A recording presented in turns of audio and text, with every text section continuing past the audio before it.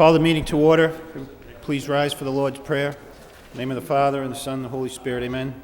Our Father, who art in heaven, hallowed be thy name. Thy kingdom come, thy will be done, on earth as it is in heaven. Give us this day our daily bread, and forgive us our trespasses, as we forgive those who trespass against us. And lead us not into temptation, but deliver us from evil. Pledge of allegiance. I pledge allegiance. Pledge allegiance to the flag of the United States of America, and to the republic for which it stands, one nation, under God, indivisible, with liberty and justice for all. I'm going to read the notice for the meeting. Members of the City Council of the City of Lowell, you're hereby requested to meet at the City Council Chamber on the 23rd day of January 2007 at 5:30 p.m. The good of the city, in my judgment, requiring it for the purpose of 1, conducting its regular order of business, 2, holding a public hearing on a loan order relative to the repair of the ice system at the Songus Arena, and 3, meeting as a committee of the whole for the purpose of deliberating and acting on matters relative to the school building program. Witness my hand this 19th day of January 2007, William F. Martin, Jr., Mayor of the City of Lowell. If I could just explain, I think what we'll do is we'll go through the regular agenda. At the conclusion of that, and assuming that concludes before 7 p.m., we will begin the discussion on the school building programs. If that discussion does not conclude by 7 p.m., we'll have to interrupt that discussion because 7 p.m. is the public hearing time for the loan order on the arena ice issue. So we'll conduct that hearing at 7 p.m. and if need be, go back and finish the discussion on the school building program. There's nothing on the agenda requiring a vote tonight on that issue. It's really a presentation for informational purposes, and would anticipate having a vote at the meeting next week on the school issue. Okay. Roll call, Mr. Clerk. Councilor Ramirez. Here. Councilor Broderick. Here. Councilor Caulfield. Here. Councilor Donahue. Here. Councilor Elliott. Here. Mayor Martin. Here. Councilor Armand Mercier. Here. Councilor Rita Mercier. Here. Councilor Milanazzo. Here. 9 present. 9 present. First item on the agenda is approval of the minutes of the January 19th meeting. Motion approved by Councilor Caulfield, second by Councilor Elliott. All those in favor say aye. Any opposed? The minutes are approved. Under the city manager's portion of the agenda, we have communications from the manager in response to various council motions and requests. Any discussion about those issues? Councilor Armand Mercier. Thank you very much, Mr. Mayor. Mr. Manager, thank you very much for the quick response on the outside counsel. However, your response did trigger a couple of questions that I still need to have answered. It's my understanding that Copeland and Page really are used by a lot of communities that do not have a law department. Towns mostly. It's my understanding that's the majority of the clients as far as the municipal affairs are concerned. The question I have is that the 4 bullet points that you pointed out here, employee health insurance issues, I'm assuming that was the board's, the board having insurances? That was one of the issues, Councilor. Okay. There was also, there were a couple of other issues related to that. And the indemnification of public employees? That was the Boutsellis matter? Okay, and then the procurement contract, I'm assuming was a towing contract. Oh, that's correct. What is the research policy on public ways? What was that? There was a matter that came to the solicitor's office in which it was determined that the solicitor had a potential conflict, and the solicitor asked me to obtain outside counsel to handle that matter. What was the issue? That was parking on, reserving parking spaces on Cross Street associated with the development in the acre. Was that housing authority request? Yes, it was. And was it particularly they wanted? They wanted to, they had to meet the requirements for a parking, according to zoning, and there wasn't enough space on site. They wanted to dedicate specific spaces on the street as being associated with that development. And that opinion that came back from the firm indicated that what? They indicated it's a matter of policy. It could be done, but it was a matter of public policy to be set at the local level. Okay. But that in fact it could be, and there has been some case law that allowed that. but that project ultimately did not need that, and the matter has gone away. So those 4 items where you sought outside counsel for, I think maybe 2 or 3 of them just confirmed that the law department's opinion was the same. In other words, except for that public ways, which was a conflict. Well, the public ways was a conflict issue. The employee health insurance, there was some additional research on a couple of items. Again, one was the boards and commissions. And as you recall, there was a little bit different opinion from about 12 years ago. The outside counsel confirmed part of that opinion, but had based upon case law, had some different interpretations. The indemnification of public employees was to review, just to give me a comfort level as I worked with the council on some of the indemnification issues. In the procurement contracts, actually, once again, that was a case where the solicitor and I discussed it and felt that it would be more advantageous to keep her office out of a portion of that, given the nature of the disputes that have occurred in the past with the towing contract and the likelihood of the potential for litigation. The $6,100 on the Stock Closer School, which I totally agreed should have been pursued this way.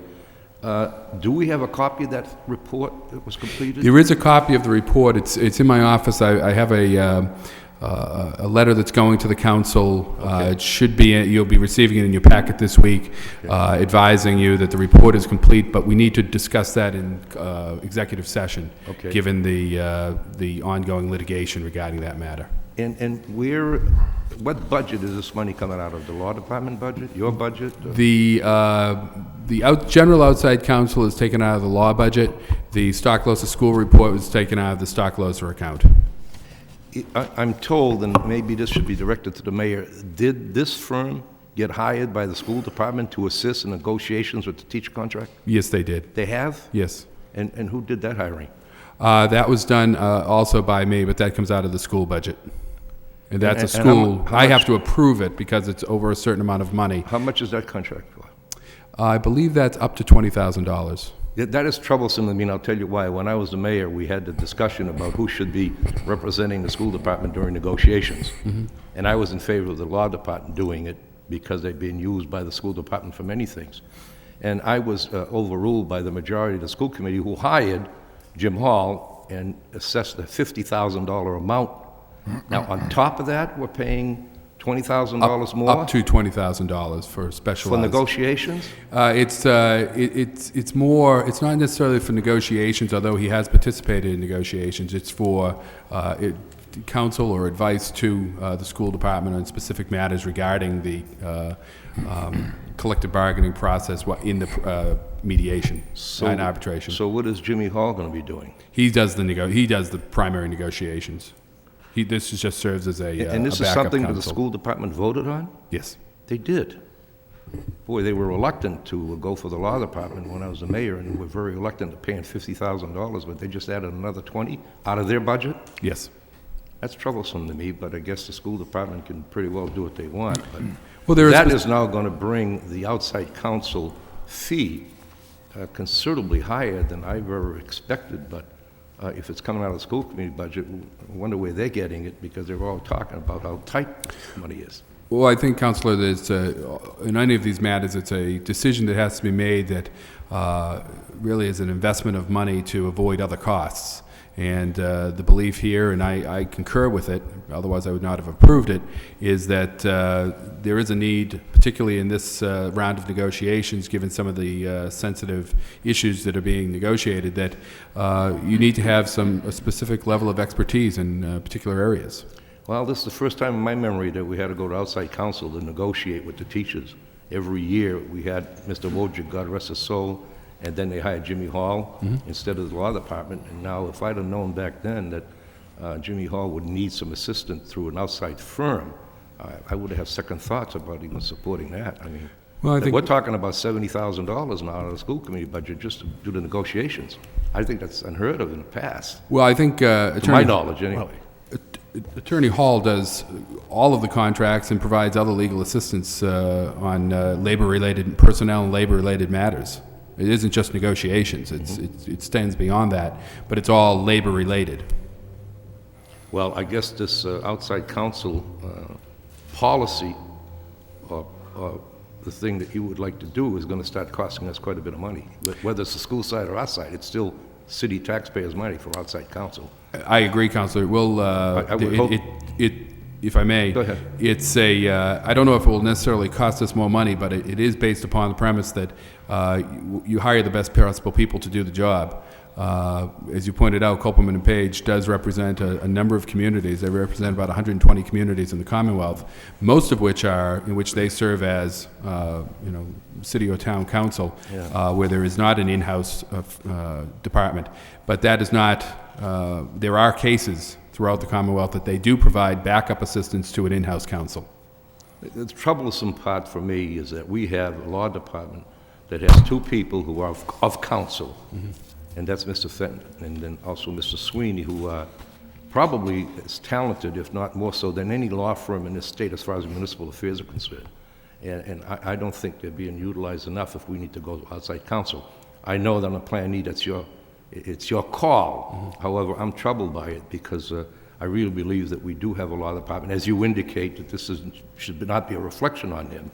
But when you have two guys like Fenton and Sweeney as counsel, I would suspect that if the communities that are using this firm knew of the expertise of Sweeney and Fenton, that's who they would be hiring. So I would hope in the future that you move cautiously on this outside counsel, because I don't think it bodes well for the city to be seeking outside counsel, spending money on it, taxpayers' money, when we have such a law department that we have. And, also, I'm a little troubled that we don't find somebody locally to provide that outside counsel. We have five lawyers in this council that I'm sure could provide you with names of very competent law firms in the city. They could probably provide the same level of services without violating the planning form of government. But thanks for the information, because Sure. I really didn't realize that we had used it to that level.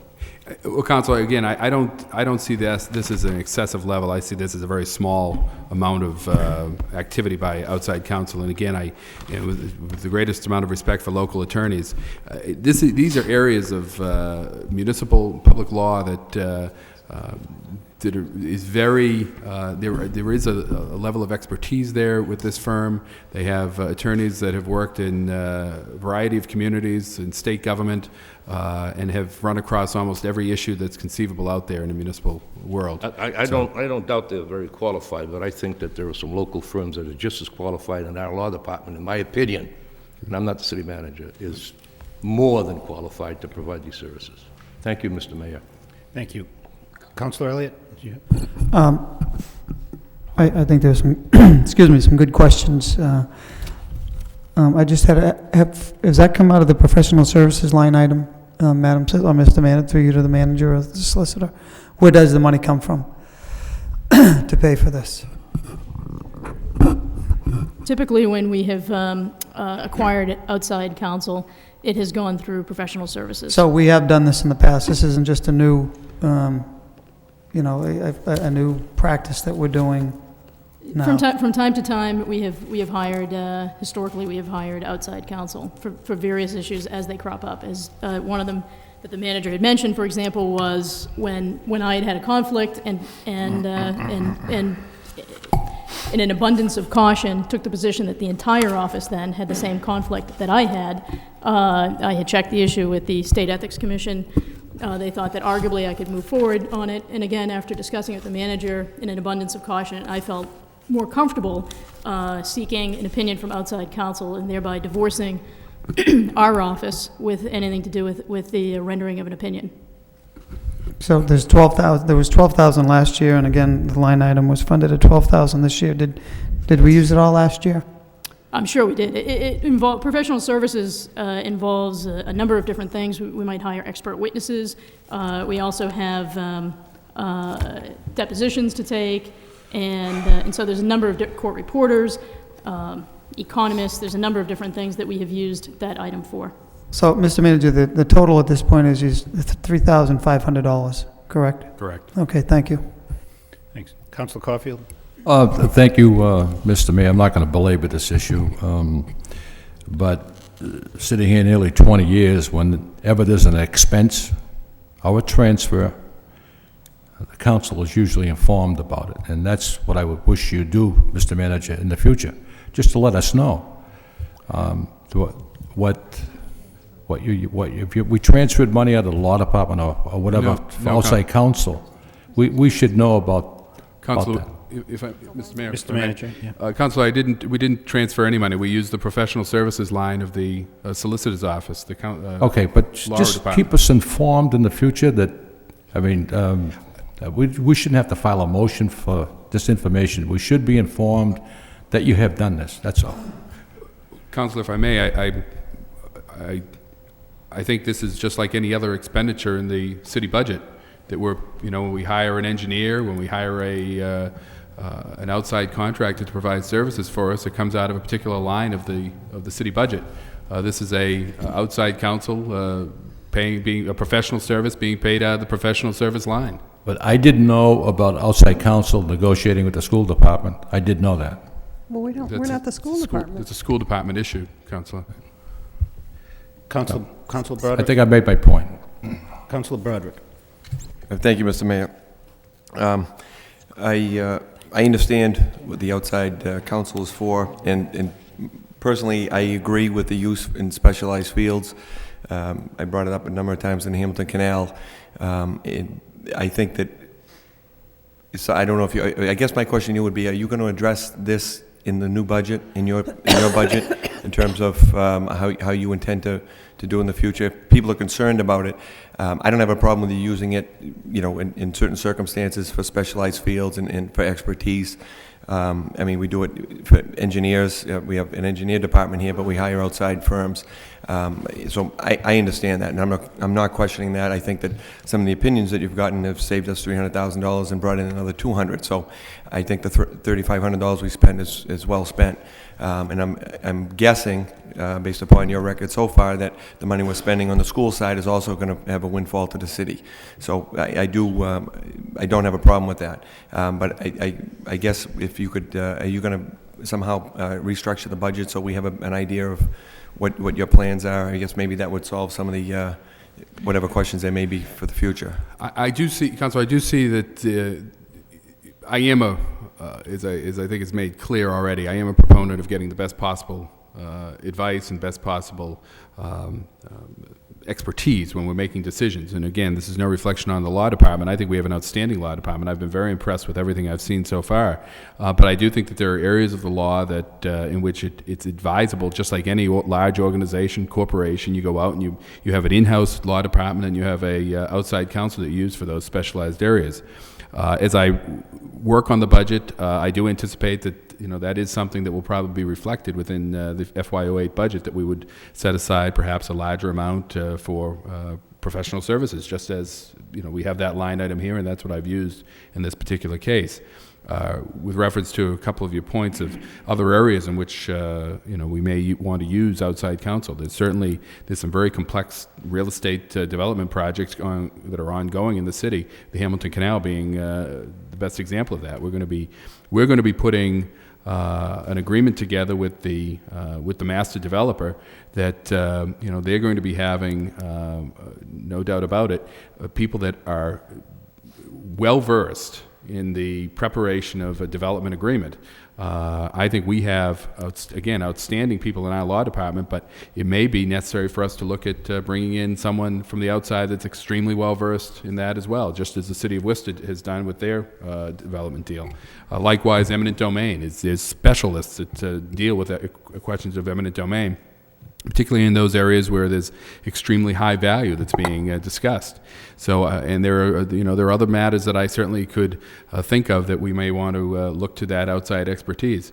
I think the important thing with our law department is they can handle the day-to-day operations of the city, the legal issues. They can handle the cases that we provide to them, and that they can serve as our experts in dealing with the outside counsels that we hire. And that certainly has been the case so far with Ms. O'Connor in terms of dealing with Copeland and Page on the matters that they've weighed in on. She's been able to handle the legal issues for me, just as I would expect that she would be able to. Thank you. I also understand that we got a report probably 6 or 8, maybe a year ago now, months ago, or a year ago, relative to the caseload in the law department in the staffing level. And so I can also understand from a standpoint of we can only give them so much, and then we start taking away somewhere. So I agree with your philosophy that there are certain issues that are going to be a level of expertise, and it's going to be worth the money that's going to save us or make us more money. So I don't have a problem with that. Thank you.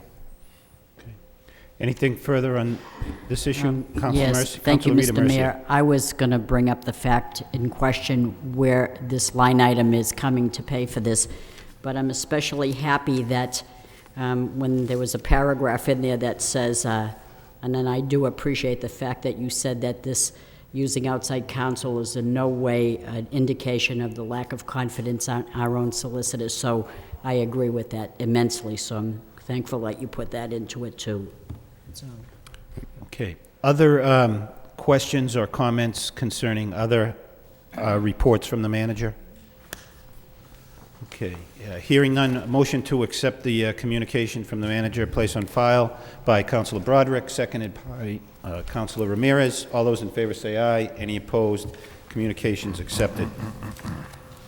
Next item is a vote authorizing the filing of special legislation relative to the appointment of a non-civil service superintendent of police in the city of Lowell, whereas Chapter 112 of the Acts of 1924 provided that that appointment to and the removal from the position of superintendent of police of the city of Lowell would be subject to the provisions of Chapter 31 of the Massachusetts General Laws, and whereas it is the desire of the city of Lowell to now exempt the position of superintendent of police from the provisions of Chapter 31 of the general laws regarding his/her appointment and or removal, and whereas it is necessary for the city of Lowell to authorize the filing of special legislation in order to accomplish this purpose, and whereas the majority vote of the city council is required for the filing of such petition, now therefore be it voted by the city council of the city of Lowell as follows, that the city council of the city of Lowell by majority vote hereby authorizes and approves the filing of special legislation to read as follows: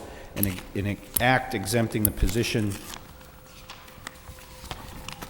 of superintendent of police in the city of Lowell from the provisions of the civil service law being enacted by the Senate and the House of Representatives in the general court assembled in by authority the same as follows. Section 1, Chapter 112 of the Acts of 1924 is hereby canceled and revoked.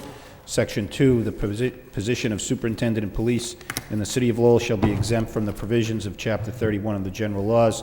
Section 3, the provisions of Section 2 shall not impair the civil service status of any person holding the position of superintendent of police other than acting or temporary in the city of Lowell on the effective date of this act. Section 4, this act shall take effect upon its passage. Second reading by title, a vote authorizing the filing of special legislation relative to the appointment of a non-civil service superintendent of police in the city of Lowell.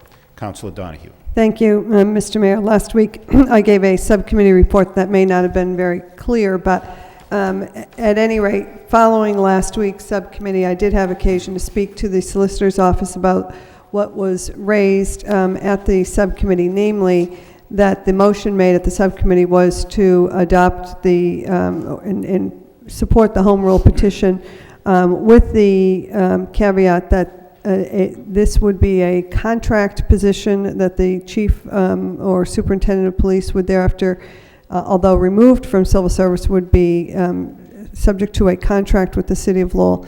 And then the issue concerning the civil service status was raised at the subcommittee, and in conversation with the solicitor was advised that that would be a matter of contract, not a matter of the legislation or the home rule petition. So I just wanted to clarify that feedback, that is being addressed, but it would be at the time of the contract.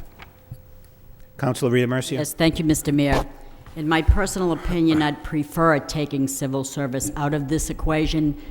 To me, a written civil service test examines basic knowledge, and it's okay to have that basic knowledge, but I don't feel that that is enough to just have the paper credentials. I want a person a little bit more than knowledgeable on paper. Written exams do not indicate to me how one can lead or how one can manage or how one can relate to people. I want a person to lead this very important department that has excellent communication skills and knows how to deal with fellow employees, and not necessarily a person who knows how to pass an exam. And this is specifically my opinion. Thank you. Okay, thank you, Counselor. Counselor Caulfield? Thank you, Mr. Mayor. Just very briefly, Mr. Manager, at the subcommittee, we did discuss, and I support this, that whoever that person would be, they would certainly have some sort of security with a contract and so forth. I wouldn't want anyone to take over this position walking on eggshells every day. So that would certainly happen, wouldn't it? Yes, Councilor, it would. As you know, I'm a proponent of employment contracts, and I think that in this particular case, it would be very helpful to guarantee that the person has a sense of security that they can do the job effectively, and it lays out the requirements of the position for them to follow, as well as some sense of security and some guarantees to what the city will receive in return. And is there any way that that person, whoever that person might be, would there be a grace period about going back into the civil service rank? Or As Councilor Donahue pointed out, that would be something that would be subject of negotiations in the preparation of the contract. Thank you. Yes. Counselor Milonazo? Just one other quick question. I will support the special legislation, but will there be a residency requirement for this position, Mr. Manager? I don't see a residency requirement for this position. No, I do not. Okay, thank you. Thank you. Counselor Elliott? I think it's important to note, while the civil service examination is going away, excuse me, there's still an assessment that is going to be conducted by, by another organization, meaning we're still going through the assessment center. Is that correct? I think, Council, that would vary from situation to situation moving forward as we hire a new chief here and then in the future. I do like assessment centers in general. I haven't really made a decision yet as to whether one would be appropriate in this particular case or not. But I tend to favor assessment centers as a means of doing the recruiting. So the special legislation will just remove the position from civil service and will not place any requirement on the process that the city goes through to make that selection? That's correct. Okay. Thank you, Mayor. Any further questions? Roll call. Counselor Ramirez? Yes. Counselor Broderick? Yes. Counselor Caulfield? Yes. Counselor Donahue? Yes. Counselor Elliott? Yes. Mayor Martin? Yes. Counselor Armin Mercia? Yes. Counselor Rita Mercia? Yes. Counselor Milonazo? Yes. 9 yes. Next item is an order pursuant to Chapter 13 of the Code of Ordinances, City of Lowell, Massachusetts, concerning Section 13-6 thereof, entitled Temporary Experimental Regulations. Temporary traffic regulations are implemented for a period of 60 days. There are a number of streets affected. Motion to waive the first full reading by Councilor Broderick, seconded by Councilor Ramirez. All those in favor of that motion say aye. Any opposed? The first full reading is waived. Second reading by title, an order pursuant to Chapter 13 of the Code of Ordinances, City of Lowell, Massachusetts, concerning Section 13-6 thereof, entitled Temporary Experimental Regulations. Temporary traffic regulations are hereby implemented for a period of 60 days. Any questions? Roll call. Counselor Ramirez? Yes. Counselor Broderick? Yes. Counselor Caulfield? Yes. Counselor Donahue? Yes. Counselor Elliott? Yes. Mayor Martin? Yes. Counselor Armin Mercia? Yes. Counselor Rita Mercia? Yes. Counselor Milonazo? Yes. 9 yes. Next item is a communication concerning the Board of Appeals. Dear Mayor Martin and members of the City Council, pursuant to the authority specified under Mass General Laws, Chapter 48, Section 12, in the Code of City of Lowell, Section 2-41, is with pleasure I am reappointing Corey Belanger, 59 Foster Street, Lowell, as an associate member of the Board of Appeals to a new 5-year term expiring January 23rd, 2012. Mr. Belanger has been serving in holdover status since his last term of appointment expired January 16, 2007.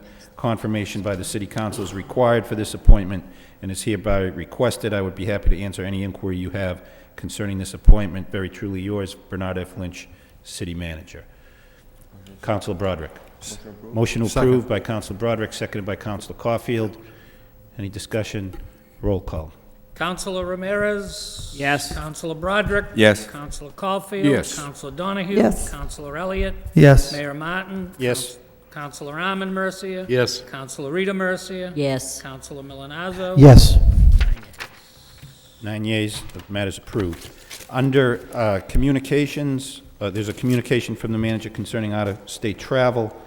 Attaches a request from Ken LaValle, Acting Superintendent of Police, to send 2 employees to the Lowell Police Department to the New England Law Enforcement Development Conference in Meshantic, Connecticut. This seminar will take place from February 26th through March 2nd. Funds for this request come from the Law Enforcement Trust Fund. If you have any questions, please do not hesitate to call me. Very truly yours, Bernard F. Lynch, City Manager. Questions? Move approval. Motion approved by Councilor Rita Mercia, second by Councilor Elliott. Roll call. Counselor Ramirez? Yes. Counselor Broderick? Yes. Counselor Caulfield? Yes. Counselor Donahue? Yes. Counselor Elliott? Yes. Mayor Martin? Yes. Counselor Arman Mercia? Yes. Counselor Rita Mercia? Yes. Counselor Milonazo? Yes. 9 yeas, motion's approved. Any subcommittee reports? Councilor Rita Mercia. Yes, thank you, Mr. Mayor.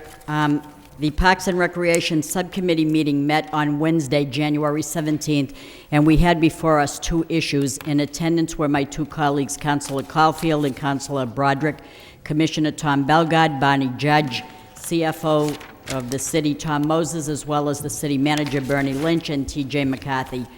The first item was to the naming of a ball field and was referred to the Board of Parks for a vote by that board. So I will be bringing that back when I get their recommendation. And they meet on Wednesday, January 31st at 6 o'clock in the Planning Department. I will be over there speaking on behalf of this. The second item was to see if it were possible to set up a revolving account with the new fee structures set in place recently. We were mulling around the possibility to put these generated fees in a revolving fund at Colley Stadium for the purpose of maintaining the field. It was learned that there is a maintenance package available for the purpose of what we need at a cost of $18,000 for 3 years, which breaks down to about $6,000 a year, which we think is reasonable and could be set aside in a line item under maintenance in the Parks Department budget. The service provided for this maintenance package would be striping, vacuuming, fluffing, buffing, and grooming the field turf. Feels like I want to have that done, but we on the subcommittee agreed that with the $800,000 spent to put the AstroTurf in place, that we needed to take care of that which we have there with an expensive item like that. We also learned that any auditor would frown on setting aside such an account called a revolving account in this respect, but it is possible probably to set aside the revenues generated from the sales of tickets taken in, such as charging 50 cents a ticket at the stadium, which pays for custodian costs. But we can set aside some sort of a stabilization fund. I don't know what's so confusing, Councilor Donahue, but you can ask questions when I'm done. At this point in the I intend to. I can see Madam that. Mayor. At this point in the discussion, with the fees being newly instituted for fiscal year '07, the money already allocated to the tax rate, the revenues generated by the fees are unknown at this particular early time. But a motion was made by Councilor Caulfield to request a report from the Chief Financial Officer, from Tom Moses, to come up with a recommendation as to what best direction that we should go in this respect. This report will be back before us in the spring again. We also learned that there are times when people use Colley Stadium Field and we need to open the whole area, the bathrooms, etc. It was tossed about that there is a weight room that could be used to house bathrooms there, and that it would be serviceable to open that up instead of opening the whole area of Colley Stadium, thus saving a substantial amount of money. So some of us of this generated revenue could be spent in other areas that they talked about at Colley Stadium to fix up different but related items at Colley Stadium. This is just a report of progress. we in no way feel that probably to set up a revolving account. We did hear from the chief financial officer, but it's just that we thought that it might be possible to take some of that money and put it right back into Colley Stadium, whether it be to get that maintenance package as was described to us by Tom Bellegarde, or to then set aside a little amount to fix up the weight room over there to see what we could do to make that area vibrant again. That's the report of progress. Thank you. Councilor Donahue. Thank you, Mr. Mayor. I guess my question is, how did this matter get to the subcommittee? I don't recall an issue of revolving funds ever coming through the council. I mean, this is my puzzlement is this is the first time I ever heard of establishing a revolving fund at the stadium or anywhere else. I mean, the process is it comes to the council by way of a motion or recommendation and then gets referred to a subcommittee. This seems like it's backwards. It seems like the subcommittee's taking up matters and trying to refer it to the council. And that's an important issue. That's a very important issue in terms of establishing revolving funds. So when I'm just surprised because I didn't hear about this ever. Maybe my memory's slipping, but I don't know how the subcommittee's taking up this matter without the council saying, we want you to take up this matter. You know what I'm saying? So I don't know where it came from.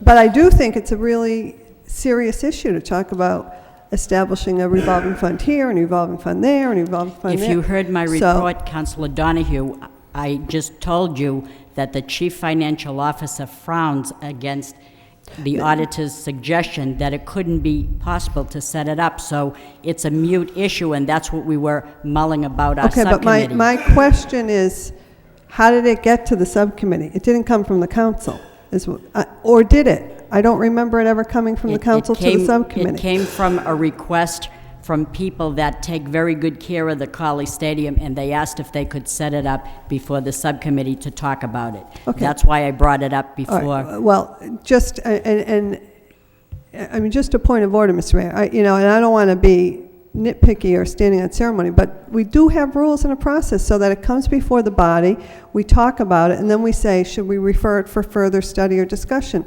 When the first time you hear about it, how do I know the recommendation could have been, we're going to set up a revolving fund, and I don't even know how we got that far down the path. So that's the reason for my concern at this. I mean, if what I'm hearing is it was just a point of discussion, okay, but the proper route is, let's say, whether it's Tom Bellegarde or anybody else who works at or whoever asks any one of us to do something, we put it on as a motion and let the council debate it and then decide. So, I mean, it is a little bit troubling, especially if it's an important issue. And I think revolving funds are important issues.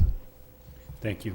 Councilor Mercia, do you want something on this issue? As you heard from my subcommittee report of progress, we are not setting up a revolving fund. The question was, could we? I simply brought it to the subcommittee to see if we could. I didn't decide myself and say we're having one. I invited the city manager, I invited the chief financial officer, who had a recommendation from the auditor that it isn't a feasible thing to do.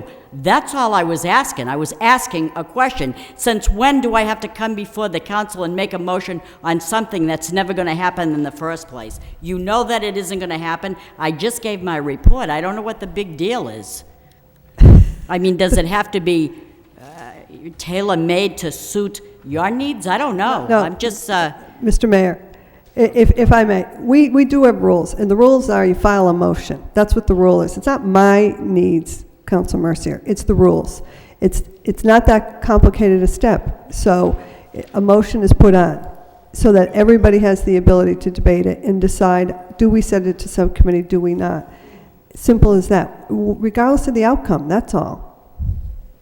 Councilor Caulfield? Thank you, Mr. Mayor. I serve on that subcommittee, along with my colleague, Councilor Kevin Broderick. I know many members of the Board of Parks. They are extremely dedicated. They worry constantly about the upkeep of the parks in the city of Lowell, especially Colley Stadium. I think many of those people, including Bernie Judge, who's probably instrumental in many ways of getting that artificial turf installed at College Stadium. It was innocently brought up by the chairman, Councilor Rita Mercier, at the subcommittee meeting. There was nothing done out of hand. I think we're making a mountain out of a molehill.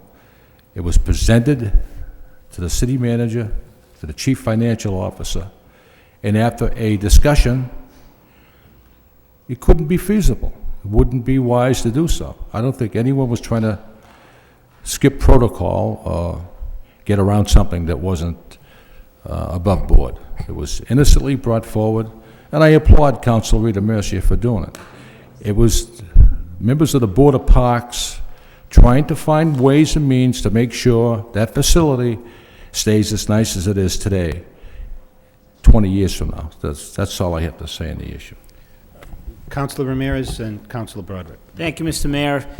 Through you to the city solicitor, as a freshman counselor, I was hoping that maybe you could just give me the exact protocol, because I think that the issues that Councilor Caulfield and Councilor Mercier bring up are certainly meritorious, and Eileen, Councilor Donahue said they are important issues, but that isn't the issue. The issue is, what is the protocol? Because I don't want issues being discussed in a subcommittee that wasn't even televised without me knowing about it and then hearing a report on it. Again, regardless of the issue. So what is the protocol?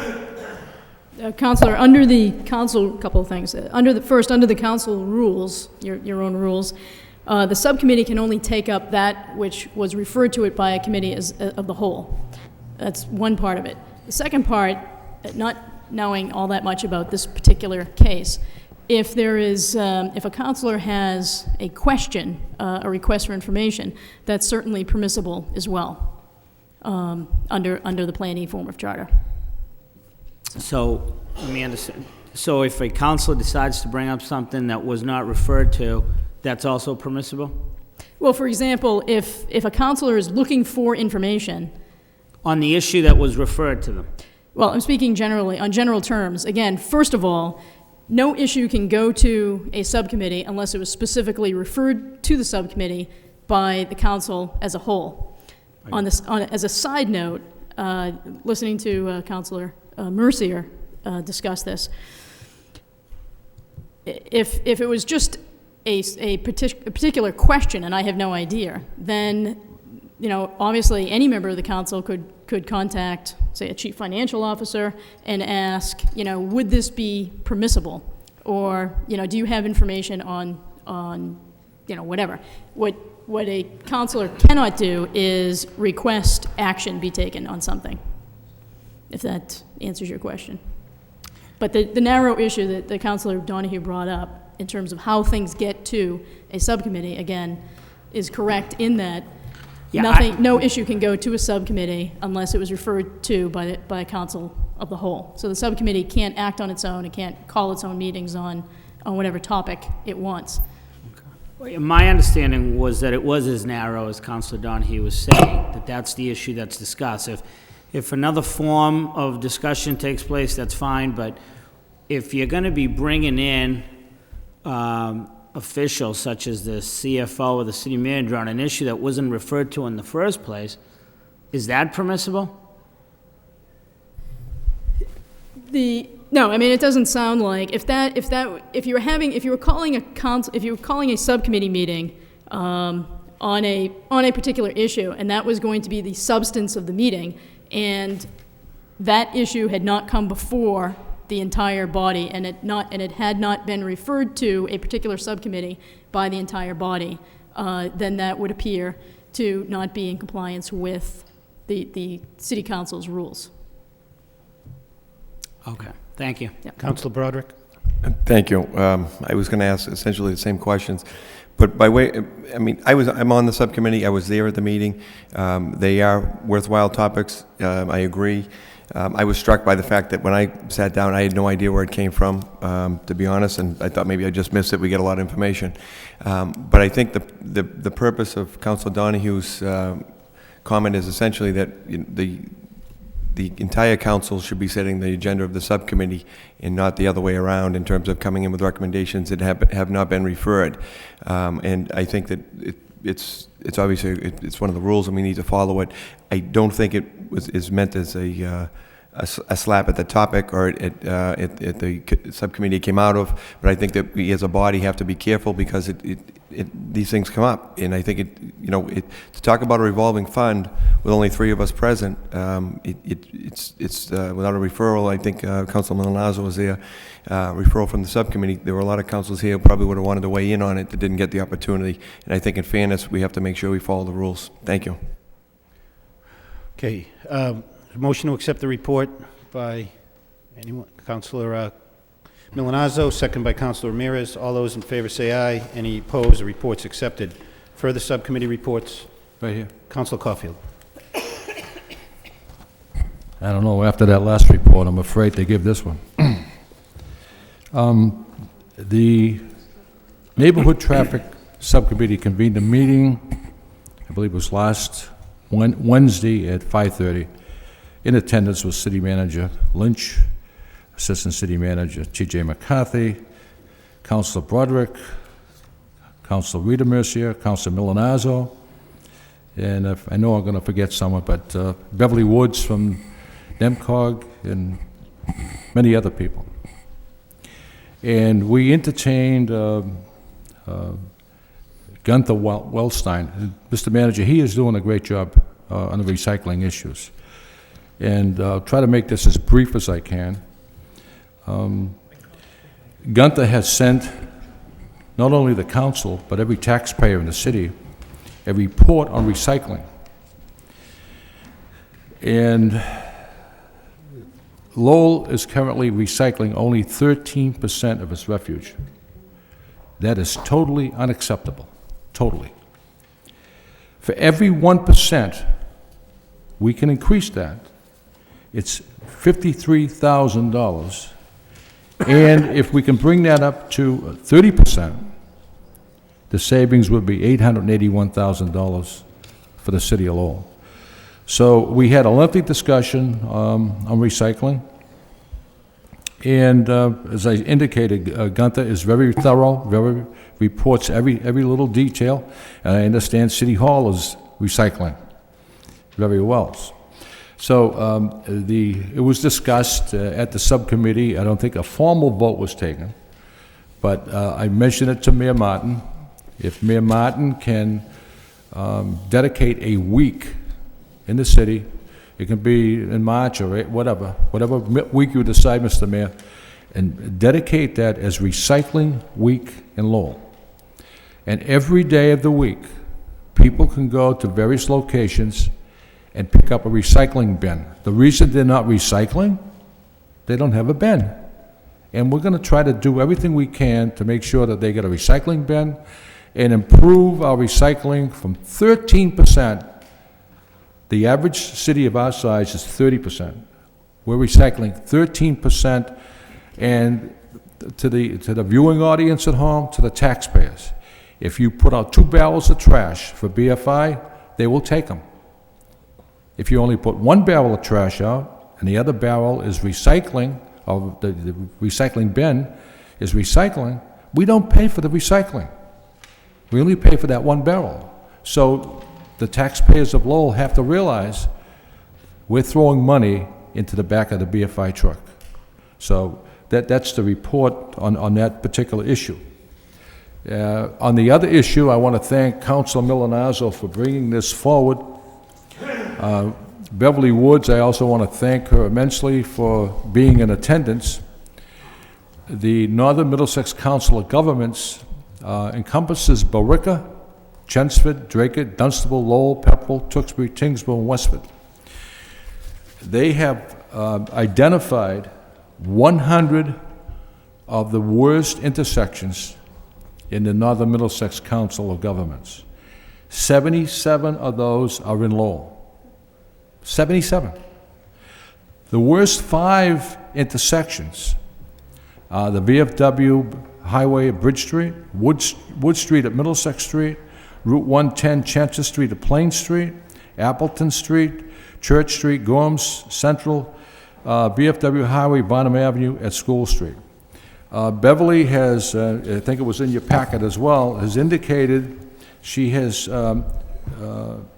contacted Mass Highway, the lane departure crash analysis study, meetings with local and state officials, and work completed as part of the NEMCOG high hazard intersection study. I'm writing to request Mass Highway safety audit for the following locations, and she's indicating these locations in Lowell. Also, the subcommittee unanimously supported that Mass Highway and City Manager Lynch address the on-ramp at Industrial Avenue that will take you to the Lowell Connector, will also take you to Route 3, will also take you to 495. That is the most hazardous on-ramp. Has anyone driven on that, gone on that on-ramp? It is hazardous. And in order to get onto Route 3, you have to cut across the traffic lane. So we're asking for the Manager Lynch and Mass Highway to get together and address the safety issues there, whether it's mirrors, engineering designs, or whatever. But with Lowe's going into that neighborhood, Industrial Avenue, that on-ramp is going to be used more than ever, and that has to be addressed. It's a serious issue, and it's amazing that we haven't had a serious accident there because of it. That's the report that I have, and if members of the committee would like to also put an input, feel free to do so. Hey, Counselor, if I could just follow up on the recycling issue. Yes. I have given that some thought, and I know in the spring we usually have a hazardous waste day, a once-a-year event to collect motor oil and paints, non-latex paints and things. So in conjunction with that, Fine. I think perhaps we'll plan a major initiative. And I mean, people should know it's a fairly simple thing to do. I mean, I have 5 people that live in my house. Right. Most weeks we have 1 bag of trash, 2 recycle bins. Today was trash day in my house. We had 2 bins and 1 bag for 5 people. So it does cut down on volume considerably if people will make the effort to follow through. So we will plan some major initiative in the spring and attempt to get That's fine. compliance. And I think it's very important, Mr. Mayor, if the neighborhood organizations will get involved with us and help us, and they could, give out the bins on Saturdays or whatever. And we need their help as well. Thank you. Motion to accept the report by Councilor Broderick, second by Councilor Milonazo. All those in favor say aye. Any opposed? The report is accepted. Further subcommittee reports? Okay. Hearing none, we'll move to the petitions. First is from Attorney James Flood, letter to the city clerk. Dear Mr. Johnson, I'm writing you as attorney for Bridge Street Holding Company, LLC, owner of the above referenced premises at 550 to 570 Bridge Street, 21 West 6th Street, as attorney for 80 Conway, Inc., the prospective developer and tenant. On September 6, 2006, I requested that a petition be presented to the Lowell City Council regarding extension of the existing TMU zone to include my client's real estate. Purpose of this letter is to request the petition be withdrawn without prejudice at this time, as my client does not wish to proceed further. If you have any questions, please do not hesitate to contact me directly. Very truly yours, James F. Flood, Jr. Councilor Elliott. Thank you, Mr. Mayor. Through you to the city solicitor. Does that mean by accepting this that project is eligible to be revisited in the future? Yes. It is. Okay. And the referral was a 3-2 by the planning board not to support it, right? Do you have a recommendation, Mr. Manager, or the Planning Development Office? I did receive the communication, but again, I'd just like to point out they present the issues, they present the advantages and disadvantages, and I don't know if that's what has to be done prior to a public hearing rather than the city taking a position, but it seems to me on these important development projects, whether it's this one or Rock and Willie or anything else that may come, that we should have some position. So maybe it's a catch-22 that we can't take a position. I see the solicitor motioning. Madam Solicitor. Thanks. Just a quick note, and that is that because the planning board did not vote to recommend this project, that if the council were to similarly not vote in favor of this project, that then the petitioner would be subjected to a 2-year prohibition from bringing this back. Okay. Okay. So, I mean, in my opinion, if they voted no, and this would have come to the city council, we would vote no. So should we vote no this evening? I mean, that would be my inclination if we don't support the project. If I may, Mr. Manager. Councilor, you're correct. If you do not support this project moving forward in any way, then you'd want to block it from coming forward again in the next 2 years by voting no tonight. There's nothing on the agenda to vote for. The issue, This is an attorney who's requested. just the withdrawal. Yeah. without Well, prejudice.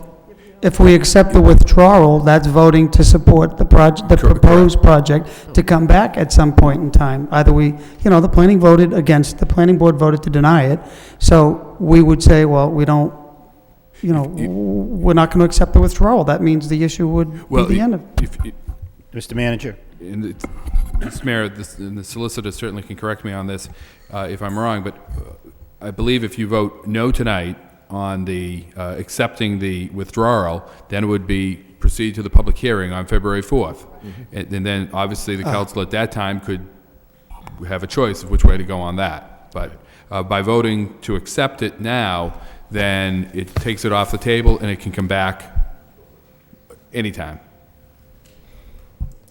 Okay, thank you. Could I follow up with the solicitor? I mean, clearly, I think the planning board recommended against this project. Probably the developer heard them. What if it's the intent to go back, redesign, and come back with a different project? Is that too barred for 2 years at this point? It would have to be a substantially different project. And then it would have to be determined by the planning board and the city, ultimately, as to whether it actually is a substantially different project. But as the manager indicated, if the petitioner is allowed to withdraw tonight, then the project can resurface at any time again. Right. Slightly modified, or very modified, or not modified at all. Okay. Councilor Ramirez? And it would have to go back through the same channels And it with would the planning board. That's correct, it would have to proceed back. My sense is that if we get into the business of voting no without hearing it on the merits, then I think we could be being prejudicial. I really don't know why it didn't happen, and I'm not that familiar with it, but my sense would be to advise that we just accept the withdrawal instead of getting into decision-making of saying no to something that we don't know anything about. If they want to bring it back, they'd have to start over again. Councilor Elliott? Well, we did receive a report, Councilor Ramirez, and the vote was 3-2, and there was a description as to the reasons why. Planning Development, again, didn't take a formal position, but they clearly presented issues related to the proposed zoning change. So I'm going to vote no, because unless it has to come back with substantial changes, then, the planning board, they took a vote, and it just seems to me the individual that is, Mr. Flood said, okay, well, I didn't like, the planning board vote, so I'm going to withdraw it, and then I can come back with another plan. Has to go to the planning board again, and if there's no substantial change, then why withdraw it? Councilor Ramirez? But I don't think that that's before us. That's right. What's before us is just to accept the withdrawal, number one, and number two, and again, I'm not necessarily on opposing side of you, but we haven't heard it on the merits, and shouldn't have somebody, in fairness, have the right to revisit it and substantially change it, and then go back to the process. So I don't necessarily agree with you in whole, but for procedurally, I don't think it's before us, and I don't know how we could do that, unless we wanted to suspend the rules and then do that. Well, if we withdraw it, we will not ever hear the merits of the project, Well, because unless it comes back in a slightly different version. So I understand your position. all right. Thank you. Okay. Councilor Donahue? I think the solicitors. I'm sorry. Right, and just to be clear, again, it's to extend the zoning district. So, arguably, it would be barred for 2 years, regardless of because the underlying issue before the council is not necessarily with the project, but the extension of the zoning district. Okay. Thank you. Anything further on this? Any further discussion? Councilor Can I Donahue? just ask this question? So if we don't accept the withdrawal, I know that sounds, but then it's going to come before us at a public hearing at which everything can be laid out and the council can vote whatever way it wants at the publilic hearing, right? That's correct. That's On February 4th. if the That's peti- when the presentation would be, not tonight, but then. That's right. If the petition is, if the petitioner is not allowed to withdraw, then at this stage, it would have to proceed with a public hearing. That's And it. at that time, at the public hearing, then the council would receive all of the information that it's going to receive at the time of the public Okay. hearing, and then at the close of the hearing, take whatever action. Okay, anything further? So is there a motion by somebody here to allow or deny the withdrawal? Then Counsel- motion to deny the withdrawal, that would constitute us sending it to a public Right. hearing, and Right. then, so that's what I would suggest, a motion to deny the withdrawal. All right, you making that motion, Councilor? Yes. Second by Councilor Elliott? Okay, sir. Yeah. Councilor Armin Mercia. I have a question through you to the solicitor. Is he here? If there's going to be a public hearing, and based on the discussion that occurred here tonight, haven't we already prejudged that public hearing, which is something we're not allowed to do? No, I don't believe anybody, at least that I've heard, has indicated how they would vote. The only thing that has occurred is that the council has been apprised procedurally what the legal effect would be if the petition was allowed to, if the petitioner was allowed to withdraw. And again, if the petitioner were allowed to withdraw, then at any time this project could come back. If the council determines that it is not going to allow the petitioner to withdraw, It's going to a then public hearing. it goes to a public hearing. And as I advised the council, precisely because this particular project has not been recommended by the planning board, in this particular case, should the council not support the zoning extension, then under those circumstances, there would be a 2-year bar. But that doesn't indicate how anybody's going to vote. It's just meant to provide the council with the information, since there is a petition before the council, and that you're fully apprised as to what the legal implications would be in terms of how you act.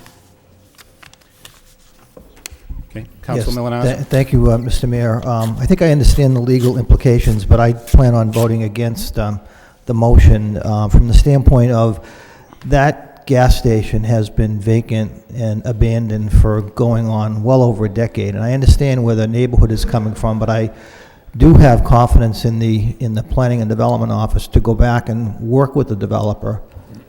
Okay, I'm being told I'm going too far by the solicitor. Suffice it to say that I'm not going to support the motion. All right, so, Councilor Caulfield? Thank you, Mr. Mayor. I agree with my colleague, Councilor Milonazo. That corner in Centerville, if it's done properly, can be an asset. We're getting into the public hearing. Sorry to interrupt. Again, it's just a procedural question that's before you this evening, and whatever feelings you have towards the project, you would get an opportunity if there's a public hearing, or if there's not a public hearing, you would Okay, just vote So, no. Mr. Mayor, the question is, do you want to send it to a public hearing, or do you not want to send it to a public hearing? Correct? I mean, that's what we're voting on. so a yes vote is to send it to a public hearing. That's to deny the withdrawal. Okay? No. The other way Motion is to around. deny to deny the withdrawal. So you vote yes, you deny the withdrawal. A yes vote is to send this to a public hearing. Right. Okay? Everybody clear on that? The motion is to deny the withdrawal, okay? So a yes vote Denies denies the withdrawal and sends it to a public hearing, Okay. okay? So, Counselor, I think based on your prior comments, you probably want to vote no. Move the question. Roll call, please. Councilor Ramirez? Yes. Councilor Broderick? No. Councilor Caulfield? No. Councilor Donahue? Yes. Councilor Elliott? Yes. Mayor Martin? No. Councilor Armin Mercia? No. Councilor Rita Mercia? Yes. Councilor Milonazo? No. Motion is defeated. Motion is defeated. The petition is withdrawn. Counselor Elliott. Just a clarification, Mr. Mayor, through you to the solicitor. So what is the developer eligible for now? They've withdrawn As if- that, It's they can come, but they can start all over, correct? It's Okay. as if, the project was aborted, so, it's as if it has never gone through. Okay, thank you. Okay, we have two further petitions. Sorry, relax, I think I gave it to you, didn't I? It's a handwritten letter. That's true. There, here. Okay, one is a petition from a new resident concerning video clips to be made of the meetings. The second is a request to abolish real estate taxes for the elderly. Both here, Daniel Kuchar is the first one. All right. Daniel Kuchar. Daniel Kuchar, you here to speak? Is Mr. Kuchar here? I just saw him a minute. Mr. Kuchar here to speak on his petition?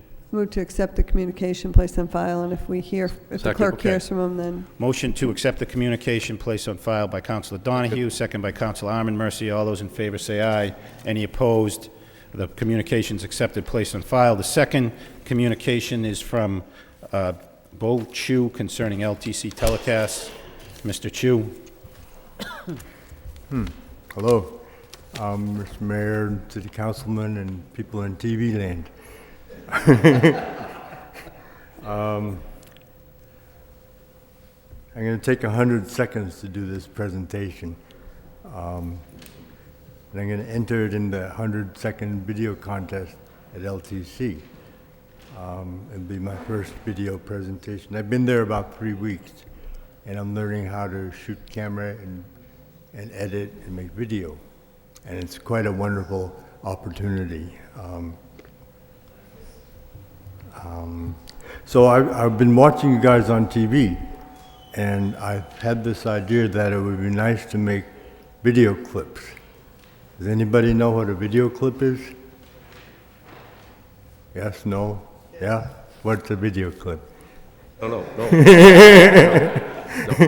you, we asked the question. You asked, okay, You okay. just answer it. Okay, I'll go back to the original script then, which was to say Bochu requests council post video script clips on LTC telecast. And the mode was interactive, so I feel some questions. So if you have any questions for me, I would answer questions.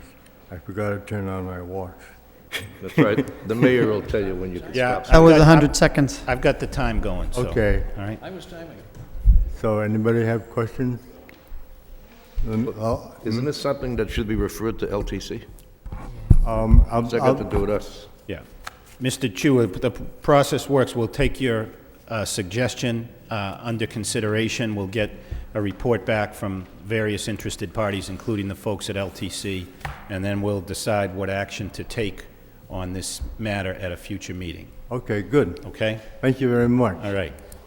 So, so moved by Councilor Arman Mercia to refer to the refer it. manager and LTC. Right. Yes. Second by Councilor Rita Mercia. All those in favor say aye. Any opposed? Matter is referred to the manager and LTC for report and recommendation. Under the motions, first motion by Councilor Caulfield, City Council requests the city manager have the MIS director place the members of the Disability Commission on the city's website.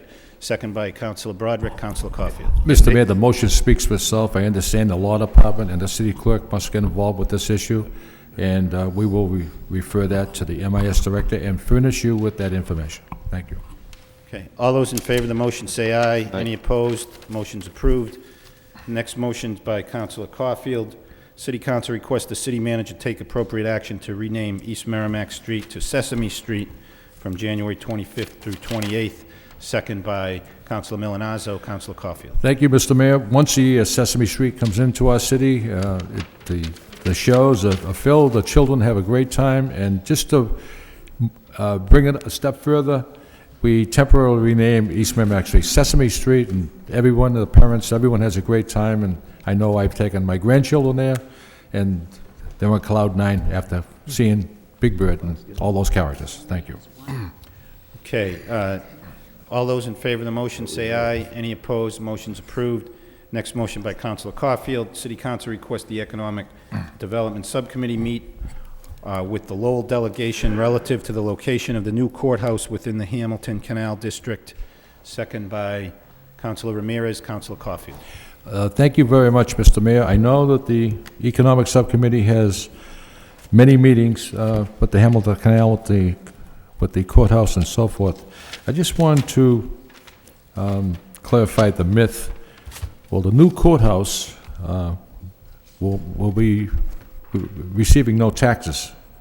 No matter where the new courthouse goes, you won't be receiving any taxes. It's taxable property is exempt. I called Council Milanauza before I filed a motion, and I touched all the bases. I'm just overly concerned that we're talking about a $100 million courthouse in the Hamilton Canal District, and I would just like to see a meeting convened with the Lowell delegation present with discussion on the location of the courthouse. And that's the gist of the motion, and to see if we can come together on this very important issue. Thank you. Thank you. Excuse Anything? me, was a motion by Daniel? Sir, Kuchar? can I? He asked me to talk, I'm sorry. My name was Carl, I was... That's Mr. outside. Kuchar. Oh, okay. Be with you in a moment, okay? Anything further on this motion?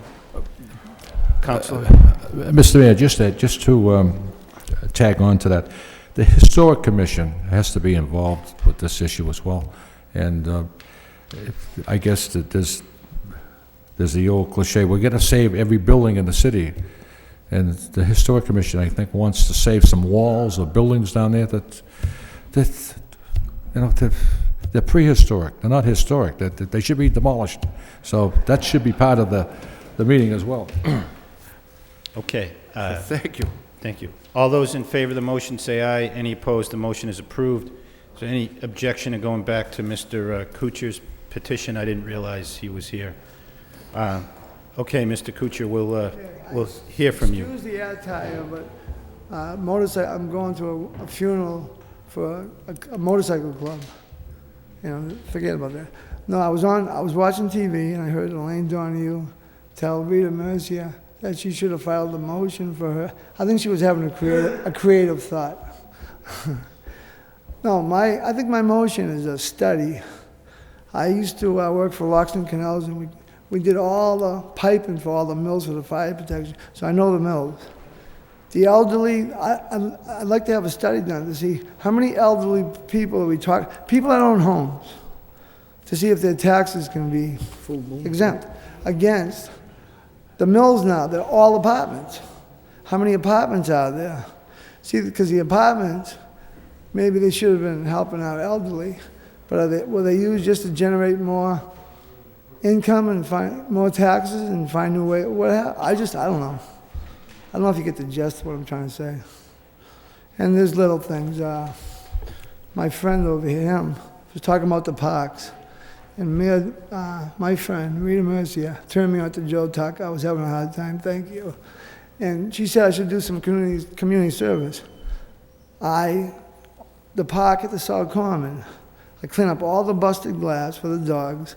But the worst thing that can happen is a little bit of snow, because it covers up the glass.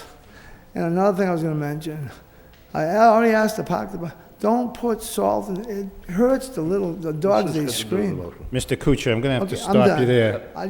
We have your communication concerning taxes, and the city manager will take that under advisement, report back to the council, and if we need you back at a future date, we'll be in touch with you on that issue. Okay, thank you very much. Councilor Elliott. On that gentleman's motion was to help the elderly with, with their taxes. Mr. Manager, I did receive a report on the senior disabled fund that I had filed a motion, and there's around 11,000. My question, and I've raised this a number of times, it's sitting there. This is, I think, an excellent year to disseminate that or distribute that money to those people that that really can use it, and we've all received calls, and it's specifically for purposes like this to help offset and help those senior citizens that are eligible.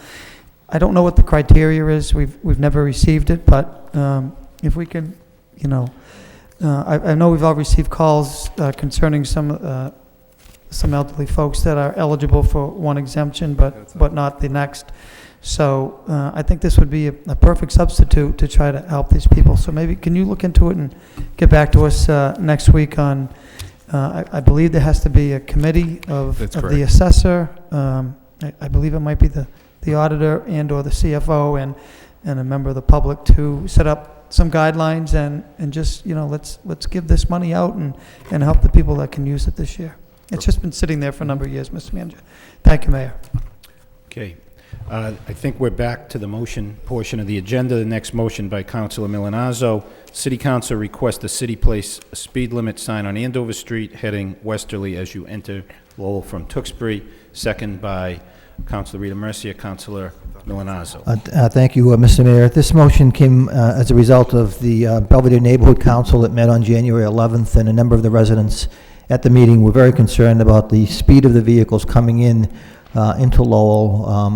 Again, I'm guilty of it myself, coming off the highway and traveling in through Tewksbury into Lowell. There is actually, I saw today, a 35-mile-an-hour sign, but it's on a telephone pole behind a tree, so you actually cannot see it. So if we can have someone actually put a standalone speed limit sign as you come in from Tewksbury into the city, that would be helpful. There is one going easterly out of Lowell, but not one coming into the city. Thank you. Mr. Manager. Councilor, we will proceed with that, but also I just wanted to let you know that the police chief has been in communication with the police chief in Tewksbury, and they're going to be doing some joint efforts in terms of speed enforcement in that area as well. All those in favor of the motion say aye. Any opposed? The motion's approved. Next motion by Councilor Milanazzo. City Council requests the city manager have the traffic engineer find ways and means of improving the intersection on Andover Street at the Tewksbury line. Second by Councilor Ramirez. Councilor Milanazzo. This also came up at the Belvedere Neighborhood Council meeting, and again, we're all familiar with that area, especially as it going in and out of the Brooks drugstore there.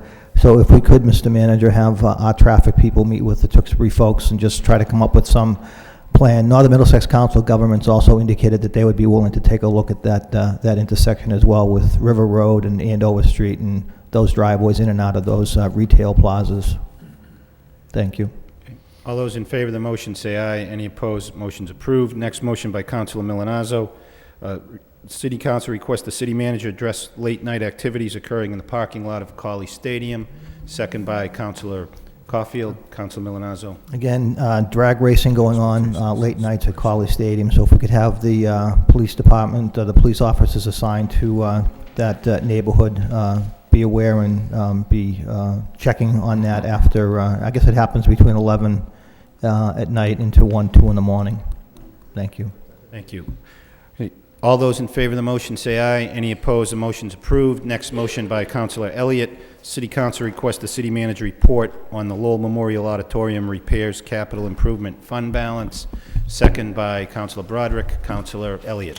Thank you, Mr. Mayor. The motion speaks for itself, but I read somewhere that there is a repairs at the auditorium are starting to mount, particularly with the roof, and maybe we should report, Mr. Manager. I read it in the newspaper, but I want to get a report. Where exactly are we with those repairs, and what is the cost?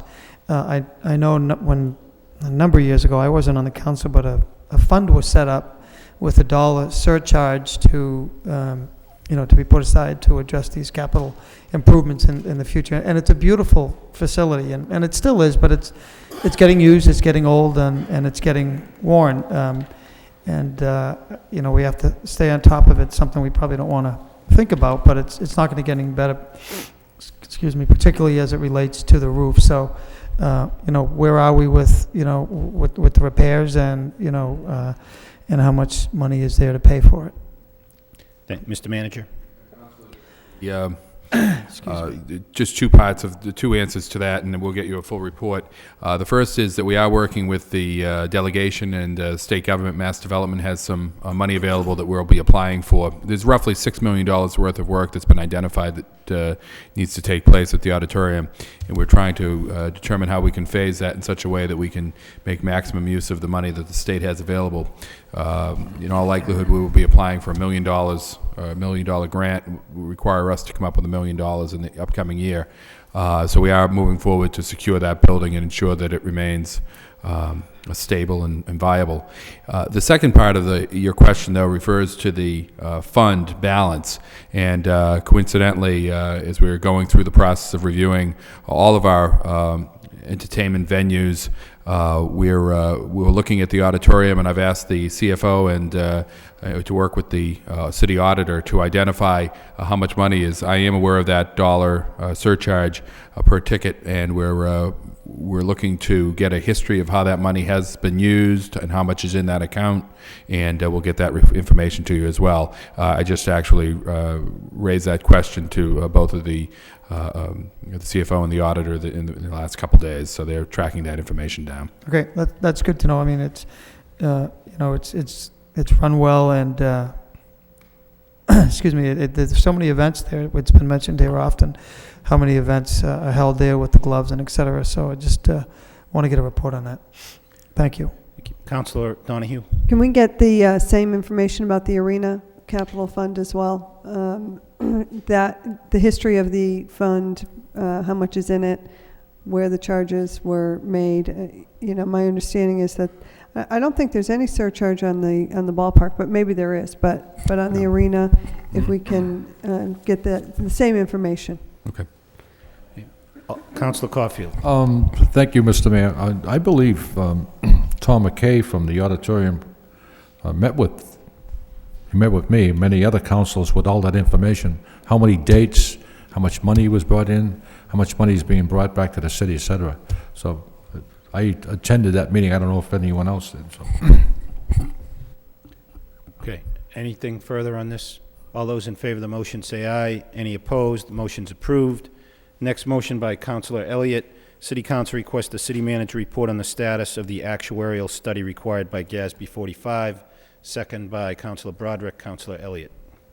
Thank you, Mr. Mayor. The motion does speak for itself. This is just for the people at home, the actuarial study. And the GASB 45 requires all communities to come up with a plan on how to pay for health insurance costs by, I'm sorry, Mr. Manager or Madam Auditor, what is the deadline that we have to have that? Just a plan in place. It's by 2008. So I'm just curious where we're at, Mr. Manager. It's a phenomenal figure, but we are required, similar to GASB 34, that it's something that we had to do before, and we have to do it. And you've spoken to it before about taking funds from the Medicare reimbursement Part D, and at least starting the process, because it's something that we just can't sit on, and we have to, put a plan in place. So, thank you, Mayor. Thank you. Mr. Manager? Councilor, the actual requirement under GASB 45 is that we identify the actual liability that we have, and we've put that out. We received proposals from two firms. In all likelihood, we'll be going with Aon, which is a very large actuarial firm that has done work on this particular issue throughout the country, particularly here in Massachusetts. They have a discounted rate for Massachusetts communities based upon some work of the Municipal Association, the Interlocal Insurance Association. But we, based upon that number, we will have to put together a plan of how we're going to address that. I believe it's certainly in our interest to do so. And one area that I have looked at is utilizing the Medicare Part D money to start to fund that, because it is going to be a phenomenal figure for the city of Lowell, and it's something that we have to keep in mind as we move forward. Certainly, the debt liability is out there, but I will get you a written report on that. But we anticipate that the actuarial analysis will be done within the next, I would say, 4 to 5 months. And that's coming out of professional services, out of either your office or the auditor's office? Yes. Okay. Thank you. Okay.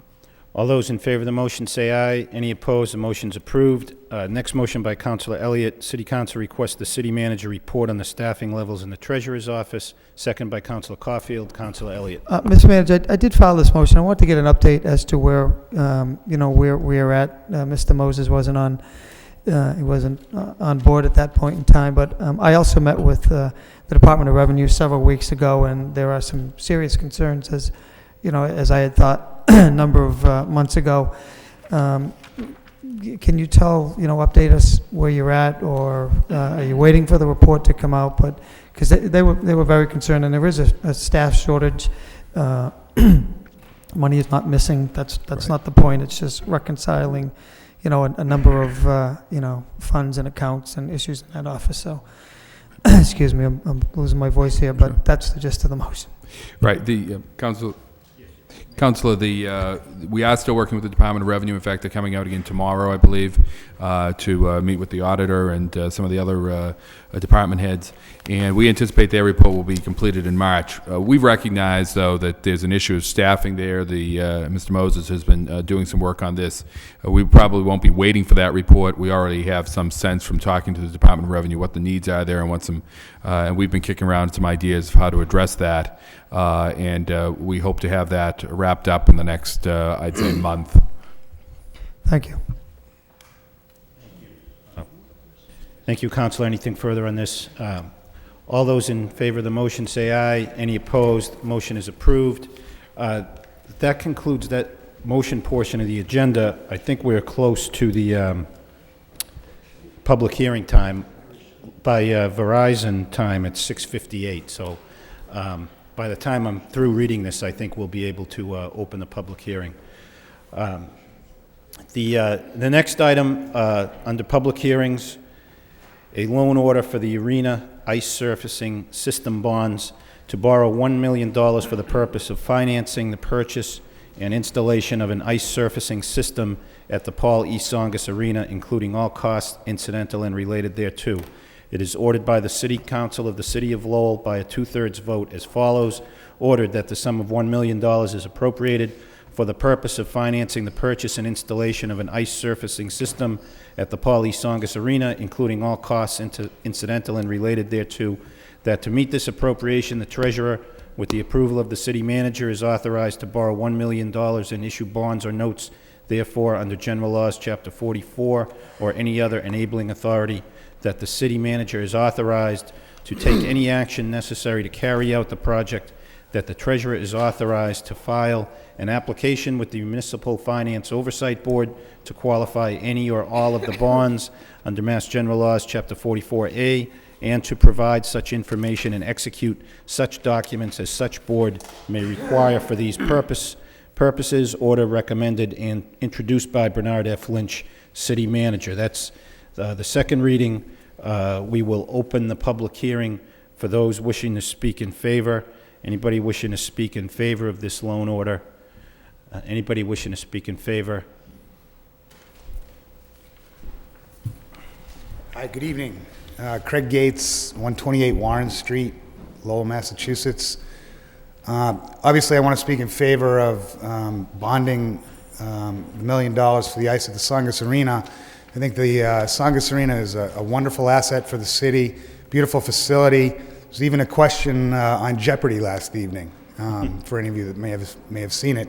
But certainly is something that's brought a lot of pleasure into the city of Lowell. It's brought a lot of entertainment. It's brought a lot of goodwill into the city. Deb Belanger and Councilor Mercier, I'm sure will tell you over and over again just how impressed the Fed Cup folks were when they were here for the tennis tournament.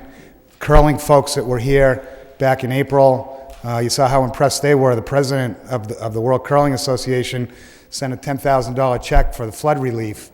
All of these things happen because we have the Tsongas Arena here in Lowell, and it's a beautiful facility, and it's like your home. Certainly if you love your home and something goes wrong with it, you're going to step up and repair it. And that's the same thing that's happening now with the arena.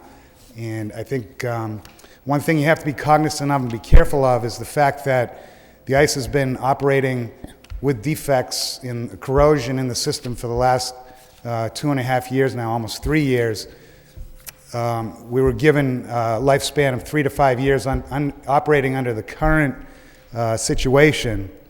If for some reason the ice system were to fail at this point in time, anytime between now and when it's repaired, the city has an obligation to take care of the tenants and find them and pay for places for them to play, 40 games for the AHL team, I believe 20 games for the university team, which could become a major expense. As you know, the AHL is not paying a lot of money to use the facility at this point in time, but for you to have to go out and pay for them to be replaced or relocated for 40 games certainly would be a lot more substantial than what they're paying you at this point in time. So that's something that needs to be taken into consideration. But again, the main focus here is the arena, what a great asset it is, and how it definitely, through all the experts that we've spoken to, the ice system is only gonna last for a short time longer, and it needs to be repaired. And I'm just hoping that the council, who have already asked a lot of great questions, some of you have been over to see the system and what we're talking about, so I know you're well educated, so whichever way the vote goes, I know you'll have given it a lot of thought, but I'm hoping that you folks will vote to bond this tonight. Thank you. Thank you, Mr. Gates. Anybody else wishing to speak in favor? Anyone else wishing to speak in favor? Anyone else wishing to speak in favor? Hearing none, that portion of the public hearing is closed. Anybody wishing to speak in opposition? Anyone in opposition? Mr. Mayor, my name is Jim Sullivan, 28 Rindle Park Drive in Lowell, Massachusetts. I would like to speak in opposition to the bond issue that has been requested for a number of reasons. First of all, the arena is an asset for the city, but it's an asset that actually is a detriment to the city taxpayers. The arena will be there if the city doesn't own it. This arena will still be there, probably taking care of people. But I think we know that the Devils are in a precarious position. I would like to ask a question, if somebody would answer it. What is the rental figure that you have for the Devils to go forward this year? How much do they pay the city? I don't know if you want to, we can answer the question. Well, the manager's so inclined. I don't know if you have others, if you want to get them all out first. Well, the answer to the question is dependent upon the answer, because is there a marketing provision with respect to the minimum rent that's paid? They pay us $150,000 a year. Is there a marketing provision that allows them, if they don't make a certain amount of minimum money, minimum attendance, that they get money back for marketing? Not that I'm aware of. Is there anybody aware of it? Perhaps a solicitor. All right, there's nobody that's aware of it. The plain fact is that to spend $1 million to fix ice, the University of Lowell hockey team has 17 games there a year. The Devils, I think, are in a precarious position. I would just like to know, and I would like to see if I can get a copy of the agreement that you made with the Devils. You had an agreement with the Lock Monsters, and that went down from $500,000 because they kept on losing money. And we know that according to at least the items in the paper, the Lock Monsters were losing about $3 million a year, and the arena was losing $1 million a year. Well, if the agreement with the Devils is a minimum payment, I guess we have to know, the taxpayers have to know, what is the city getting back in payment for the use of that facility? We know that the university has 3 people on the arena board and commission. And by the way, the minutes of the meeting I was looking for, they are not in the city clerk's office, but I do understand they're in the city solicitor's office. If those minutes of that meeting are there, when was the city council informed that the ice was in jeopardy 2 or 3 or 4 years ago? How is that communication made, and did the city council know it, that the ice was leaking? Mr. Manager, I don't know if you have... Well, I can tell you, Mr. Sullivan, I can tell you that the city was informed back in 2004 that there was problems with the ice. All right. The Arena Commission discussed it at that time, and that information was passed on to the city manager at approximately the same time. I'm not sure at what point the council was informed. I would assume probably around that same time, but I know that they were given a packet of information in June of this year. I think we should ask the council. That was I think we should ask the council, were they informed? Were they? Mr. Sullivan, you know, this Well, is a public hearing. You're entitled to that speak. issue is important. But you're This entitled council to is responsible for fiduciary responsibility of the city. Right. If they weren't informed 4 years ago of the fact that the ice was in jeopardy, and when you were still in probably a warranty agreement with the people who built that place, then it seems to me that there was something happening that was wrong. The issue of the arena is an issue. The arena is not going to go away. The arena should continue to be the Songus Arena. My only suggestion is let the university use it, because the university is the prime tenant under the agreement with the Commonwealth of Massachusetts. The Commonwealth of Massachusetts put up $20 million. The city of Lowell put up $4 million, and the university put up $4 million. Right now, the city is going to put up another $1 million, and the city has been paying the deficit of that thing every single year. It's not a sane, prudent activity when you have to deal with taxpayers' money, and the total property taxes are $77 million, and $2 million each year is going to support a university hockey team and a professional hockey team. So I am objecting to the idea of this loan order being approved, and if you do approve it, then you're taking about $1 million or so away from the taxpayers in the city. And we know we have a financial problem. For example, you're under the gym plan that people have talked to here. The gym plan garage, which is under construction, is the most expensive public building ever built by the city in its history. You have built 13 new schools, 5 renovations of schools, including $40 million of the high school, which came to $228 million. The city's cost for that was approximately 10%, or about $25 million. Those schools were built for $25 million of taxpayers' money. The jam plan garage principal alone is $28 million. You've got to start to pay attention to the finances of this town. Okay, Mr. Sullivan, anything else? No, that's fine. Thank you. All right. Thank you. Other speakers in opposition to this loan order? Anyone else wishing to speak in opposition? Hey, welcome back. Get wise with me. Excuse me. Good evening, everybody. Ladies and gentlemen, it's a pleasure to see all of you again. As you know, I'm here because I try to defend the taxpayers of this city. When you want to borrow $1 million for the arena, that directly comes from the taxpayers of this city, and we have to pay for that. In a time when just 30 days ago you raised our taxes to a good amount that affected a lot of people in this city, and I don't think you really know how badly it did affect some people in this city. If I recall, and if you recall, I'm sure some of you do, back when the arena was being built, I was definitely against this. I was never in favor of building this arena because it was a white elephant then, and it's been a white elephant for the 10 years that it's been there. And you all know this. And if I recall correctly, one of the primary reasons that this arena got approval was because the university was going to take the brunt of the maintenance. And as that's not happening, I mean, we're paying for everything here. I've done a little research on these types of systems, and a facility like this is supposed to last for 30 years. Now, I know nothing lasts for 30 years. We go out and we buy a 20-year water heater. It might last 15 years. It might last 10. But if this thing had problems 3 or 4 years ago, we're talking 6 years. You know, when's the last time they replaced the ice in the Janus Ring or in the Tully Forum up there? I mean, is that every 2 or 3 years? Someone made a remark in the newspaper, and I'm not sure who it was, but it was something like, you know, it's going to cost the taxpayer $75,000 a year. And now we're going to pay that for 20 years. And what are we going to do? In 5 years from now or 10 years from now, we're going to replace the ice again? Again, with the research that I did, if this system failed, it's due probably to maintenance. And as counselors, is there maintenance logs kept in the arena? Did you people review them? I mean, do they watch what was going on there? You know, was this system put in properly? Was the piping that's in the concrete, was that the right size? Was that the right diameter? I mean, was everything done properly for what we were supposed to do? I don't know that. I don't know if you know that. I'd like to just bring up another small point. I brought this up during the budget hearing under the Cox administration, and it had to do with the lottery money, that was the local aid that we get from the lottery money.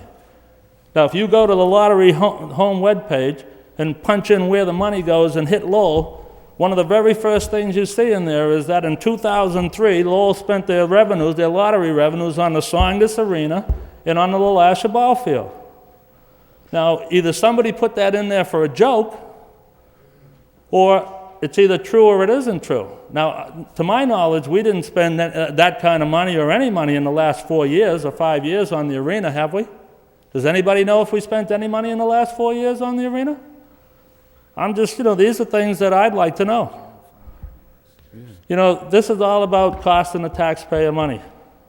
If this in the last 10 years has cost us probably $3 or $4 million, when do we do that? How do we alleviate that? We have to stop that. These are the types of things as the council that you have to be eliminating in order to save us money. Now the arena's built. We have to live with it. Is it the worst thing in the world? Probably not. But can it make money? Yeah, it can make money. From people that I know, you get the ice and the hockey out of there, and it can make money. Has anybody talked to the management corporation there that'll tell you the same thing? You get rid of the ice and it'll make money for the city. I remember the sell of this arena. This was going to rebuild the city. Remember, we're going to build the arena and downtown was going to prosper? Well, I'm sorry to say it didn't happen. It's too bad. It would be nice to be very positive and see all that happening, but it didn't. And we just continue paying for this as taxpayers. We deserve a break. And this is the one thing that you should not, these are the type of issues that you've been funding for years. And it's time that it stops. It's time that you take a serious look at it, and spend as much time on this issue as you did on the towing contracts. Thank you very much. Have a good night. Thank you, Mr. O'Connor. Others wishing to speak in opposition? Anyone else wishing to speak in opposition? My name is Al Hebert. I live at 111 Acropolis Road in the city of Lowell. And when I was in my younger years, I lived on Cabot Street, and that's right in the mill section. I worked in the hub hosiery, and that too was part of the complex. And we used all different types of dyes. We made gas masks for the Army, and other of the factories in there made other things, parachutes and whatever. And when you got up into that area where the arena is today, the change was quite different. It was a weave shed, and then it became a print shop with a printing company, a large, well-known printing company.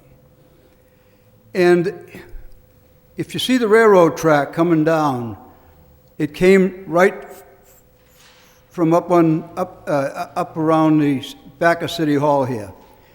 And then it would weave its way down, and when it hit that particular area, it would swing over and go over the bridge and unload in all of these mills. Well, it carried every type of chemical you could ever imagine. And every one of you know by experience that if some of these tank trains are left out and something happens to one of them, it leaks into the ground. So they like to hang them, take these particular tanks and set them over a bridge on a track so that it weeps into the water, okay? And it doesn't contaminate all the soils. And what happened here is when you went in there and you excavated that site, I tried to get in there several times. Just so you know how I qualify myself, I was the Director of Maintenance and Engineering for St. Joseph's Hospital for 26 years, and my job was to work with the contractors. I didn't call myself a clerk at a works or whatever. I worked as the manager representing the hospital, and when we blasted, when we excavated, whatever we did, we had soil samples, and we were always surprised with what we found, and we did not expect to find at times. And I tried to get in there at that time and talk about what you might be getting into if you didn't excavate right under that building. I wasn't against the arena. I like Paul Songers, so I wasn't against the arena. Paul Songers did me some big favors.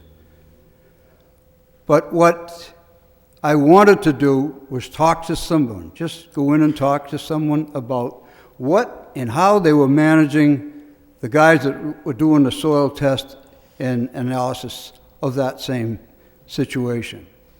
And I would bet you, my soul, that there were so many combinations of different types of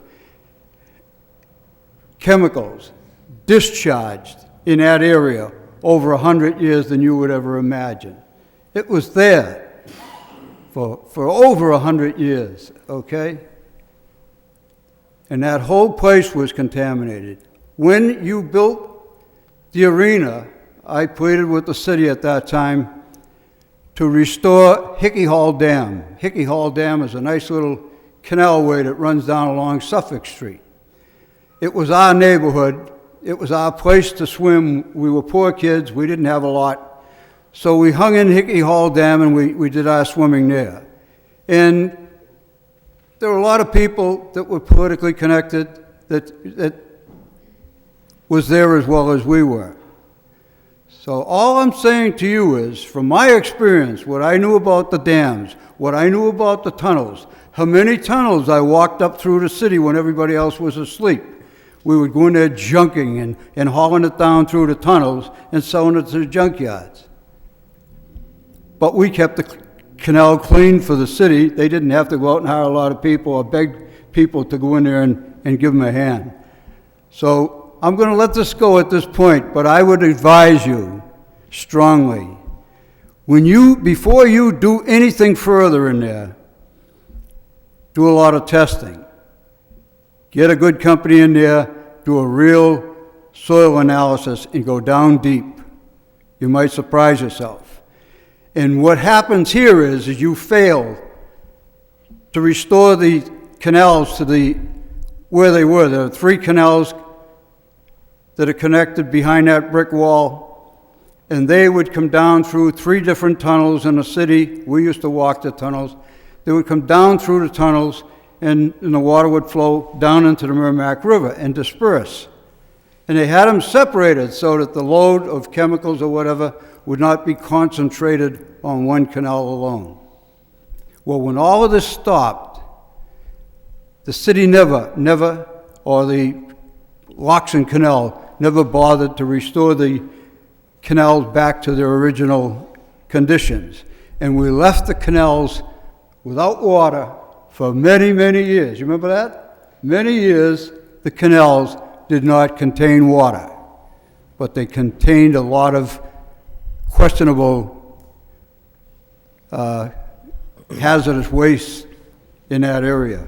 So I'm going to leave you at that, but I thought, I'm 80 now, I could croak tomorrow, but I just want to let you know that I'm not trying to say no to the arena.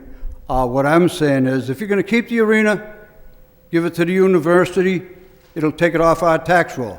Let them come in and build a beautiful dance hall or whatever, something to entertain the people. But to put another several $1 million into that hole in the ground again and not know whether you got it all is a big job. I Thank you, Mr. Ebert. Anybody else wishing to speak in opposition? Anyone else wishing to speak in opposition? In opposition? Anyone else wishing to speak in opposition? Hearing none, that portion of the public hearing is closed. What's the wish of the council? Councilor Caulfield. Thank you very much, Mr. Mayor. I took the liberty Friday to go to the arena, and I spent probably an hour and a half with Craig Gates. He was very cordial, very informative, and I spoke to the maintenance personnel over there as well. The most important commodity in a ice skating rink or a hockey rink is the ice. Has to be. It's not the facade, it's not the lobby, not the concourse. It has to be the ice. If you don't have the ice, You don't have hockey. The Worcester Centrum, I have a list, and this is very important. I'm going to take probably a little longer than anticipated, but this is very important. Worcester Centrum, corrosion followed and floor needed to be replaced. Indirect system installed. In the Songus Arena, we have a direct system where the Freon is pumped out into the pipes, and that's what makes the ice in the arena. MIT could not save the floor, indirect system installed. Kingsfield Oxford School, Connecticut, chased and repaired leaks for 3 years before converting to an indirect system. Fairfield County Day, problems with corrosion and leaks, converted to an indirect system. Yale University, problems with corrosion and leaks, converted to an indirect system. Alexandria, New York, converted to an indirect system after chronic problems with floor leaks. Varsity Arena, Toronto, converted to an indirect system. And I can go on and on and on about problems with the direct system. The Songus Arena was one of the last direct systems installed.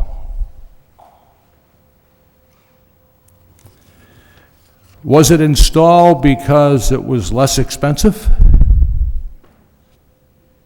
Well, the evidence points to us this evening that it wasn't. There are 8 miles of pipes under the floor. Every ounce of concrete has to be removed.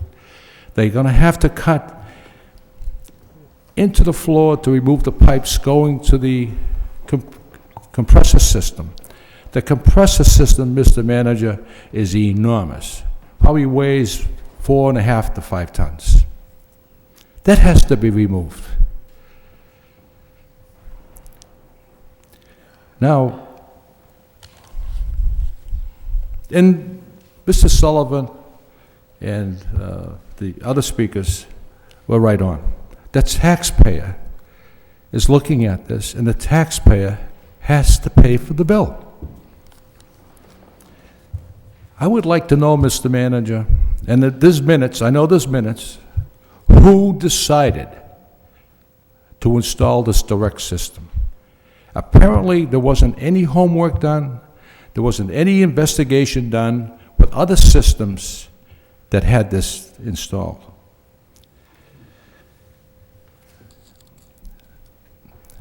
It's, every one of my colleagues feel there's 25 pounds on each one of our shoulders with this issue. I'm not happy about it. I really am not. I'd like to ask Diane Putter-Bruin, I know she's here.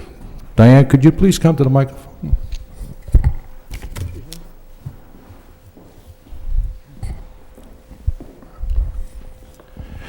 Diane, thank you for being here this evening. Sure.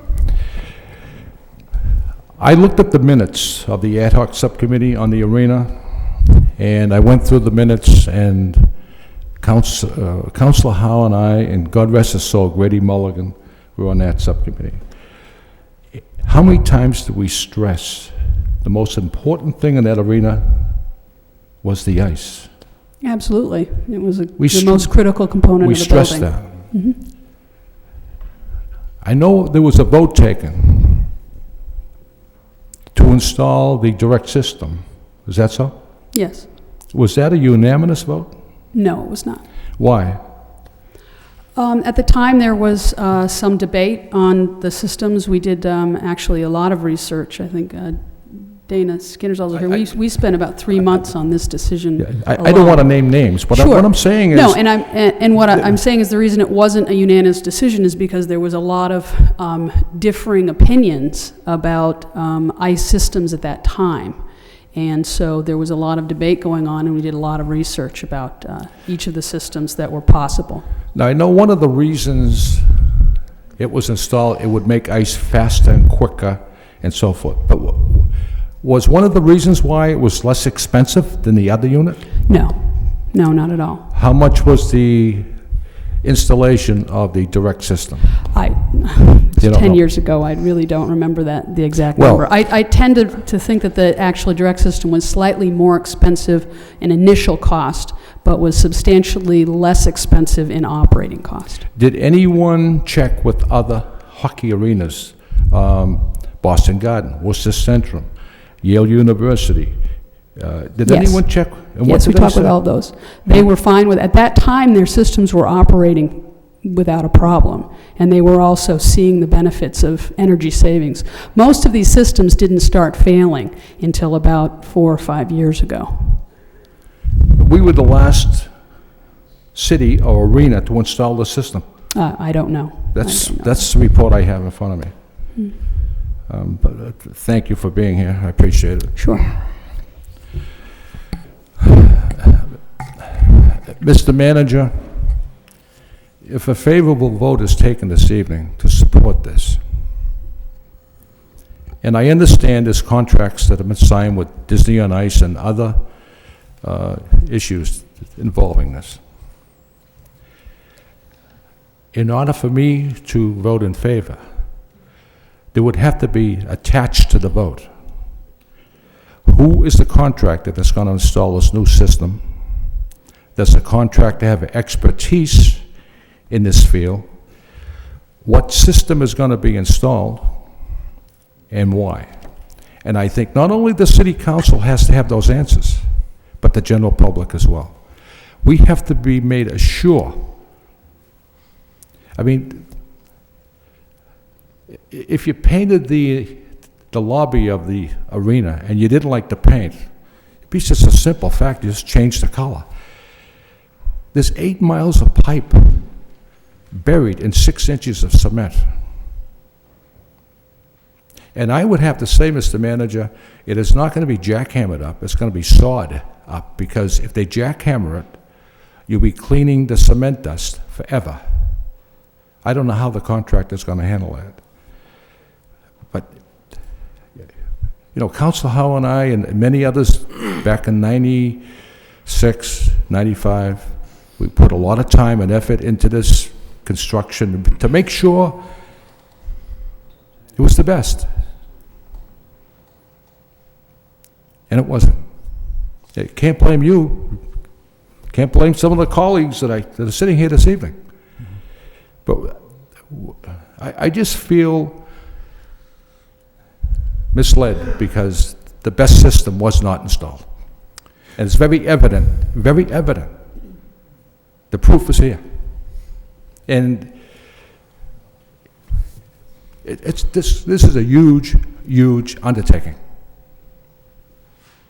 Huge. That's all I have to say on the issue, and I know my colleagues have much to say as well. Councilor Broderick? Thank you, Mr. Mayor. Excuse me. First thing I'd like to say is I think we're complicating this issue, and I'm not going to try and simplify it, but I believe it comes down to a simple vote of whether we're going to repair a facility we own that we're responsible to maintain and we have contracts out on. You know, there are many people would like to piggyback it with the argument that was put forward 10 and 12 years ago that we should never have built it, we shouldn't repair it now, we should get rid of the whole thing and take it off our books. I think there's two totally separate issues. We have a responsibility to repair the facility. I think it's clear. I guess we could say, well, let's be in breach of the contracts and see how much that costs us instead. That might cost us less money. I don't think that's a responsible thing to do. I don't think anybody sitting here wants to go out and bond another $1 million after what happened last month with the taxes. There's no question. But I think the responsible thing to do is repair it properly, and then look at what caused it. Was anybody responsible? Was it too close to the river? Was it the wrong system? Was it too much calcium in the concrete, or whatever other stories are floating around? But I think the responsible thing to do is first to repair it so that we're not in breach of any contracts we have, and we're keeping up with our responsibility, as we ask all taxpayers in the city to do. Maintain your property. I think we have to look at ourselves first. And I just think that another point, I don't think we can attach anything to the vote. We can ask the solicitor for an opinion on that. But we had talked about adding a $1 surcharge on tickets. Do you have any information on that, Mr. Manager, in terms of, first off, what would be the cost per annum of the $1 million bond? And secondly, what would the dollar surcharge on tickets at the arena bring in revenue? In other words, to offset the cost. Do you have anything on that? The cost of the $1 million on an annual basis would be about $75,000 to $80,000. We have had discussions as we've looked at the arena, and this goes back some time now, but particularly in the past few weeks, particularly as we focus on this issue as well as all of our financial issues. In talking with the SMG, the Arena Commission, the university, we believe we can make most of that up with a dollar surcharge. The university has already indicated a willingness to include a dollar surcharge or a surcharge on their tickets. We're still discussing the parameters of that. But I think in the past we've talked about a $1.50 surcharge on certain events, and then a surcharge of some degree up to that for all the other events that take place there as well. Okay. But I think we can go a long way towards meeting that $75,000 to $80,000 cost by including some type of surcharge, be it 50 cents to $1.50 on those tickets. So there is there's a funding mechanism that we can put in place. That's exactly what it is. And that's our intent. And then you're in the process, and I know this issue came in before us 2 weeks ago, of looking at how the arena is being run now and what could be changed or should be changed to make it, I don't want to say more profitable, but less costly. So I anticipate, I look forward to getting that report, and I anticipate we'll have some discussion on that issue at the time. But right now, we're voting on whether or not to repair our own facility, and I'm going to vote to do so. Thank you. Councilor Milanazzo?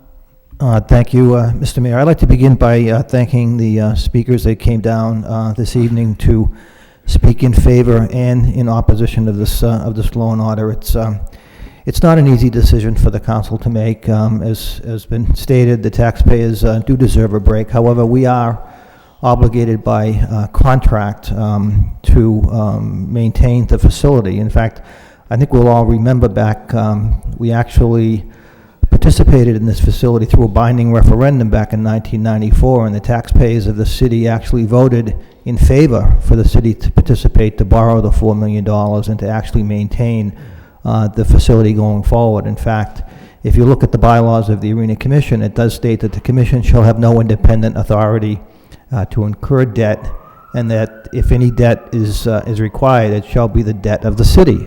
So at this particular point in time, we are required to go out and borrow the funds in order to repair the facility, in order to repair the ice. I think that from the standpoint of management, SMG's been there for some time now. In my opinion, they do a good job. And those of you that listened to Mr. Gates this morning on a local radio show, in my opinion, he did put forward a good argument in order to repair the ice and to support this bonding authority. However, can we do better? I suppose any facility can do better, and I would encourage SMG to work with the Convention and Visitors Bureau, the auditorium, and other groups in the community to try to bring in other acts into that facility to continue to raise money to offset this additional expense.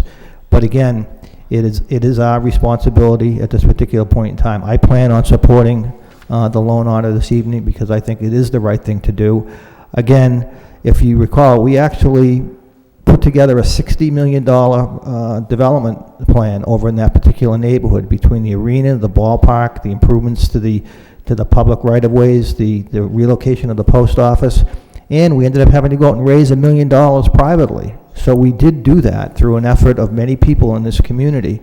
So it has been an effort by a lot of people, and it is unfortunate that we find ourselves in this position, but I do think that it's the right vote to take. Thank you. Thank you. Councilor Ramirez? Thank you, Mr. Mayor. I'm also going to support the loan order. As Councilor Roderick said, we own it and we have contract responsibilities to uphold, and we should live up to those responsibilities. I asked that we should probably stay away from the blame game because I don't believe it was foreseeable at the time, and everybody went forward with goodwill. These are difficult choices, and I certainly don't make them lightly. I do want to, as Councilor Milanazzo said, I'd like to thank Mr. Gates for making a very cogent argument in support, and equally, my respect for Mr. Sullivan, who ran the city of Cambridge and is the consummate professional, and I think he truly only has the taxpayers' interest at heart, Mr. O'Connor and Mr. Hebert. I want to thank those folks for coming down here, because it's not easy to stand by while these decisions are being made. But I am going to support it. Thank you, Mr. Mayor. Thank you. Councilor Donahue? Thank you, Mr. Mayor. Let me just address a couple of questions that were raised, and to the best of my knowledge, the answers to them. The ice started failing almost 3 years ago over at the arena. The city knew through the arena commission and/or the management notifying the city manager. That's what we were told at a meeting back last spring. The council did not know that the ice was failing. So to answer your question, Mr. Sullivan, no, the council did not know that the ice was failing 3 years ago. The council became aware of the ice failing actually as a result of a motion filed by Councilor Elliott on June 13th, 2006. And around that time, we were being presented with a new lease. We were asking to take less money for the hockey team via the Devils lease.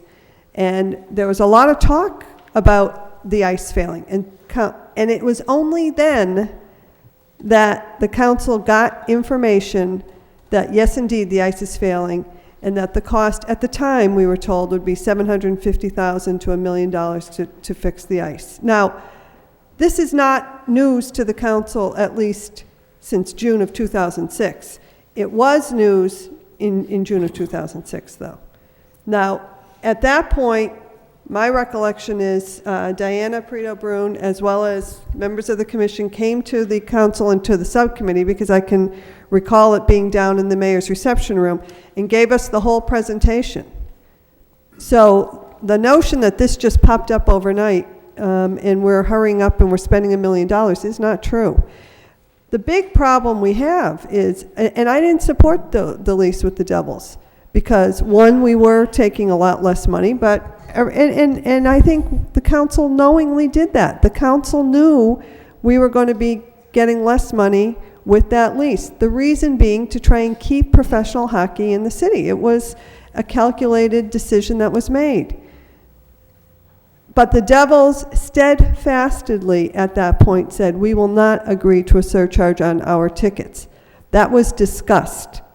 It was discussed in the mayor's reception room. It was discussed the night of the vote, and we were told this had to be voted on that night. It was time is of the essence. No ifs, ands, or buts about it. You either took the deal or you didn't. Now, the council did support that. But the Devils said, quote unquote, that's a deal breaker, the surcharge on the tickets. Now, maybe that's still their philosophy, but the philosophy, at least from where I was coming, was that everybody should be part of the solution. The university, the Devils, who benefit from using the ice, and I guess concert goers, although they don't really benefit from the ice. But the users of the facility should be paying for the facility. And that can be done. $75,000 can be generated through a user fee. And nothing was done about it in the spring. It was just dropped like a hot potato. Also, the bond wasn't brought forward, and we were told, you got to fix this ice. The other problem we have is we only have a small window when the ice can be fixed.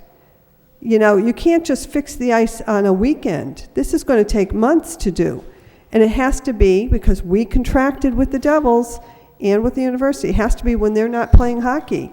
And that's a really small window of time. So now we are at a position, do we roll the dice and say, let's give it another year? They told us 3 to 5 years, and then we're out of luck. We've already been doing this patchwork, let's say, for almost 3 years. The real problem, and not to use, Al, I'm going to use one of your, the die was cast once we decided to make a lease with the Devils. The die was cast. We have to maintain that ice. We obligated that night, knowing the ice was failing, we said we're going to maintain it. That's what that vote said. We discussed the whole thing simultaneously. It wasn't unconnected. It was completely connected, the conversation back in June. I know you weren't here, Mr. Manager, but that was exactly the conversation. So if we don't maintain the ice, then we have a lot more expenses that we could be exposing the taxpayers to. We were told we could get temporary ice, but that's thousands and thousands of dollars a month. The Devils could insist on us moving them to another facility. You could be paying upwards of $1 million over the 2 seasons that we're talking about if we did that, and you still have to fix the ice. So that decision to go with this professional hockey team, to keep professional hockey here, was one that, may prove to work out, but it was a costly one, and we acknowledged at that time that we are going to maintain the ice. We know it's failing. As far as I'm concerned, the vote to keep them, if we said goodbye, we could have the luxury, maybe, of trying to decide, what do we do about the ice? Maybe the university could be cooperative and go somewhere else for a season while we make up our minds. We don't have that luxury now. And that is the problem. I really do feel that our option has been taken from us on this. And so, I'm not happy about bonding it. Like I said, I didn't support the lease. I'm not happy about having to bond it. But once the majority spoke, once we said we're making a lease, then we have to live up to the terms of that lease and fix the ice. Now, I fully agree that we should know how it's being done this time, who's doing it, as Councilor Caulfield has suggested. I do recall in the presentations given to us back in the spring that this was the state-of-the-art ice that was used for that system when they installed it. But if you think about it, it really failed almost after 5 years, because it's been on the brink for 3 years now. So it hasn't been, it hasn't been a long-lived system by any means. And I think the idea that we're going to go into a bond, we don't want to do the same, make the same mistake twice. 5 years from now, we're still paying on the bond, and now we need a new system. So all those issues are very important to be answered. But, I intend to support this bond issue, not happily by any means, because, like I said, I'm not happy that, we're in this position where we are. However, I'm not going to give up hope. In light of this, I certainly would suggest, Mr. Manager, that if possible, discussions continue with the tenants over at the arena as far as what contributions they can make, including the Devils, and including surcharges. I do know that if one buys tickets to their event through Ticketmaster, there are surcharges that Ticketmaster puts on the tickets, and that doesn't seem to prevent them from using Ticketmaster. So I think that, maybe there's some room for review once the magnitude of the problem is appreciated. Thank you, Councilor. Councilor Armin Mercier. Thank you very much, Mr. Mayor. See, you should never make an agreement with the devil. That never works. We've got to move away from suggesting that this is only a hockey rink. It is not only a hockey rink. There are an awful lot of venues that take place at that arena. You just remember the curling. Disney on Ice is coming. Some other entertainers are coming. I think the most impressive statement made today is that people are not really against the arena. They're against having the taxpayers of this city pay for that bond. And Mr. Manager, when you suggested, and I think I heard you right, that there may be a good possibility that $75,000 to $80,000 cost will be borne by the users is very encouraging. Because if you really take a look at the attendance at that arena, it is a very good venue for the city of Lowell. But the majority of the people who go to that arena do not live in Lowell, are not even taxpayers of Lowell. And one of the things that I was very supportive of was the fees that you brought forward early on, because it was a fee that was going to be paid by the user. And I think that's important for us to recognize this, okay? Most people who are speaking against bonding this $1 million are saying, and rightfully so, this should not be borne by the taxpayers of the city of Lowell, and I totally agree with that. If there was no hope that the users and the increased activity by SMG for other venues to go there to help pay and defer this cost, I wouldn't support it, because I really don't believe that this belongs on the taxpayers' back. We own the arena. There's an opportunity now to fix it and to charge the people who are going to be using it to pay for that bond. Based on that, I don't see how we can't support bonding this.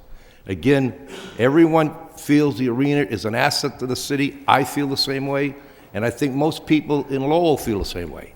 They just don't want this burden to fall on the taxpayers, particularly when there are some serious deficits already that is involved in the arena operation. So I'm encouraged by the fact that you've had some conversation with UMass Lowell, with SMG, and with the Devils, and I think that if SMG puts a little bit more effort, and I know they're doing a great job into getting other programs in here, and $1, $1.50 user fee is placed on those tickets, and it pays for that $75,000, it's a well worth expense as far as I'm concerned. Thank you, Mr. Mayor. Thank you, Councilor. Councilor Rita Mercier. Yes, thank you, Mr. Mayor. Well said, Councilor Mercier, and that's my feelings completely as well. And many years ago, when we were thinking of, people were thinking of having an arena here, it wasn't that we were against the fact to have this arena. It would be a destination city where people would come in. It was a question of the money and the burden on the taxpayer, just as it is today. And so to look around and see if that partnership still exists, I don't know if it's there, but to put the burden on the user and generate that fund, this is something that we need to look at, and I'm sure, Mr. Manager, that you will do that. And I also want to take this opportunity to thank the people that come up to speak against it, to speak for it. I know former City Manager Jim Sullivan is very passionate in what he says, and he is absolutely a taxpayer, and he sees the burden placed on the people, and I can sympathize with that, and he's very well knowledgeable as what he talks about. I just want to say that I feel that we do own this arena, and it's a shame that we're just calling it arena. When you hear the word arena, you think of ice skating, and it's not just about an arena. It's an event facility where many, many events are taking place, and I don't want the public to think that we're just spending $1 million to repair ice for hockey. It isn't about hockey. It's about ice and Disney on Ice and synchronized skating and all the things that take place there. It's a part of the mix that goes there. But I want to say that I think that we have an obligation to maintain that which we own. And I know, Mr. Manager, that I did make a motion that we look at the pros and cons of owning such a facility. What are the pros and cons? And probably by that time, we'll have more reason to say that we should own it. And that's the way that I look at it. And so I will be supporting this. And I know it's a very tough vote because people's taxes were raised recently. It's not an easy thing to do, but in our position, this is the best that we have to offer to say that we're going to try to work with finding other ways to generate revenue so that it isn't put on the backs of the taxpayer, and that's the way I see it. Thank you, Councilor. Councilor Elliott. I will be brief because I think most of the points on both sides of the argument have been made. It shouldn't be a drain on the taxpayer. We're not in the business of, using taxpayer dollars for entertainment. But we do own it, and there's special legislation that was put in place. So it's not as easy as just, getting rid of the arena and the ballpark. It is a good venue for the city. It's really a story that's told throughout the country, quite frankly, because there were 2 brownfield sites. And we took brownfield's money and we took those sites and we converted them to very viable venues, as has been mentioned. And it's true. However, it shouldn't be a burden to the taxpayers. I wasn't a supporter of the arena. But as Councilor Milanazzo mentioned, it was put on the ballot and it was passed. And from there on in, we have an obligation to make it work. I mean, the majority ruled. They voted for it. It's built. It's there. The options are, there's no way to spin this, and we shouldn't spin it. We have to fix the arena. It's going to cost upwards to $1 million. We can look at the decisions that were made in the past. Were they right, wrong, or indifferent? But quite frankly, we can say that for a number of public construction projects in the city, ranging from the Lowell Auditorium to all the schools that we've heard have defects with the roofs, to just the latest Stocklosa School, a $23 million building, and the heat doesn't work. Or the hot water today. I mean, it's not right. It doesn't seem fair. I don't want to vote another $1 million. I think we have enough financial issues in the city that we have to deal with. But we're stuck in a position that we almost have no choice. Even if we wanted to give it away, who would take an arena that doesn't work? We do have financial obligations. We do have commitments that we made. And the university did commit their fair share to use the arena as well. And, you know, that can't go away. We do need to do better, whether it's surcharges, maybe it's naming rights, reducing costs, and this was alluded to last week. I think we need to get the devils back to the table and say, we have lived up to our obligation. Where is your obligation? Because I can remember sitting at that subcommittee, and there was going to be a significant investment in marketing, and adding a number of season ticket holders. Where is that? I can't say that I go to the games because I'm not a hockey fan. That doesn't mean that we can't move in a direction to bring them to the table and make them part of the solution. We have the university here. We clearly have the city here, and they are the prime users of that. So I said I was going to be brief, but it is a big issue, and it's something that we have to deal with, and there's only one way to deal with it, and that's to fix it. So, but that doesn't mean that we can't look at addressing the, I mean, we're just talking about this $1 million. There's still an operating deficit on an annual basis. What do we need to do to close that deficit so it can potentially make money? So, maybe that's a discussion for the subcommittee, and to open up, I understand, having a conversation with Councilman Milanazzo, that the Arena Commission is open to any and all ideas to, this is a good wake-up call. We need to sharpen our pencils and make this entity, may break even anyway, rather than being a drain. So, thank you, Mr. Vice Chair. Thank you, Councilor Elliott. Mayor Martin? Thank you, Mr. Vice Chairman. I had a few questions more than anything, if I could address to the city manager through you. And a lot's been said, but what's, I think, of the most concern to me, and believe me, I've heard from a great number of ICE experts over the last week. Everybody seems to have their own special theory about what happened, that we used the wrong gauge pipe, that it should have been a plastic pipe, that it should have the direct system versus the indirect system, that it wasn't maintained properly, that we had the wrong solution of chemicals running through the pipe. So I suppose all of those are logical explanations as to what happened here, and maybe a combination of many of those. But my question is really, how do we find out? I mean, because we're going to go in now again and say we're going to put in, this time it's really going to work, and how are we going to know that? And what's the process going to be for, investigation or forensic study?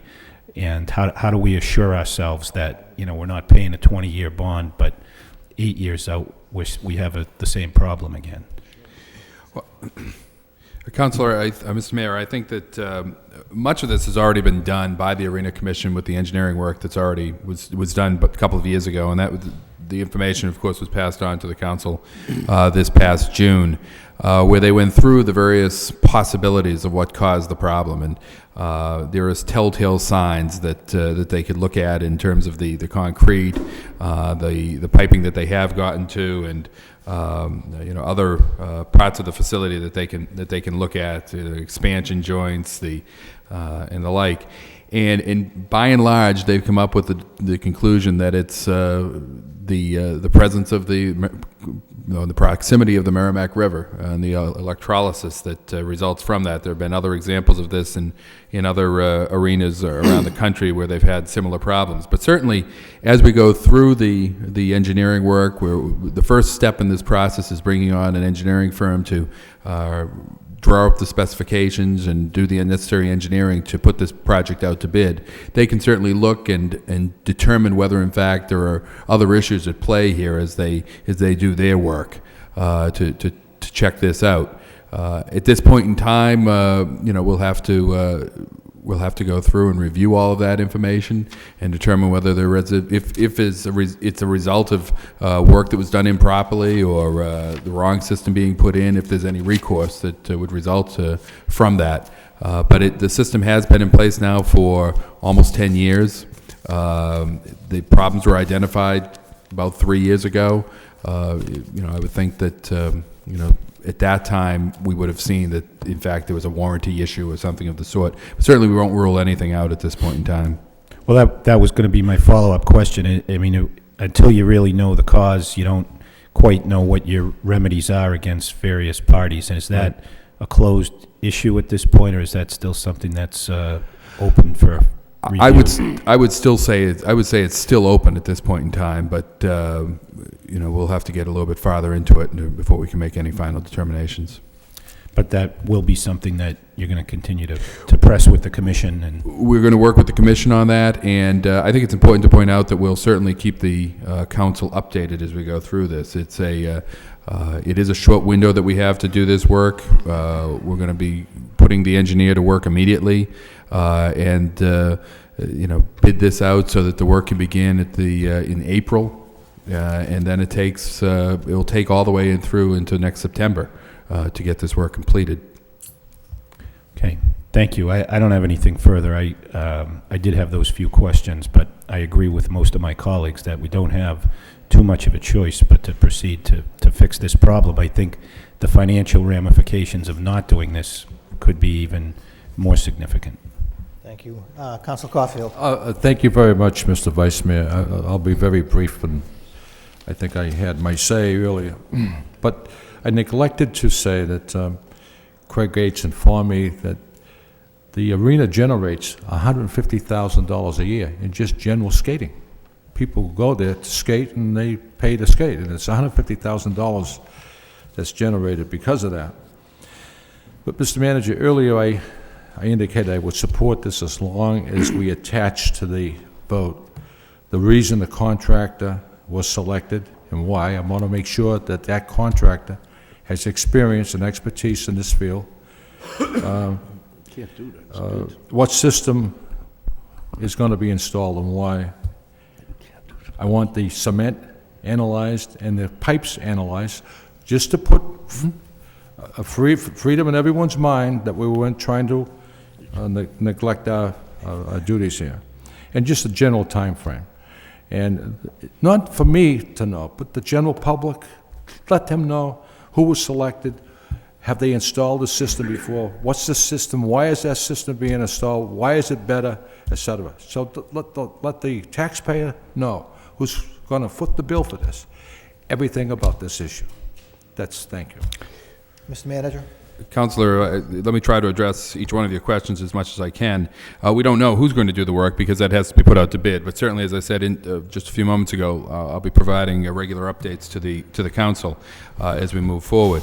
I also indicated the window that we have here. We have to do the engineering immediately, get it out to bid, so that work can begin in April, so that we can get this done over the summer months.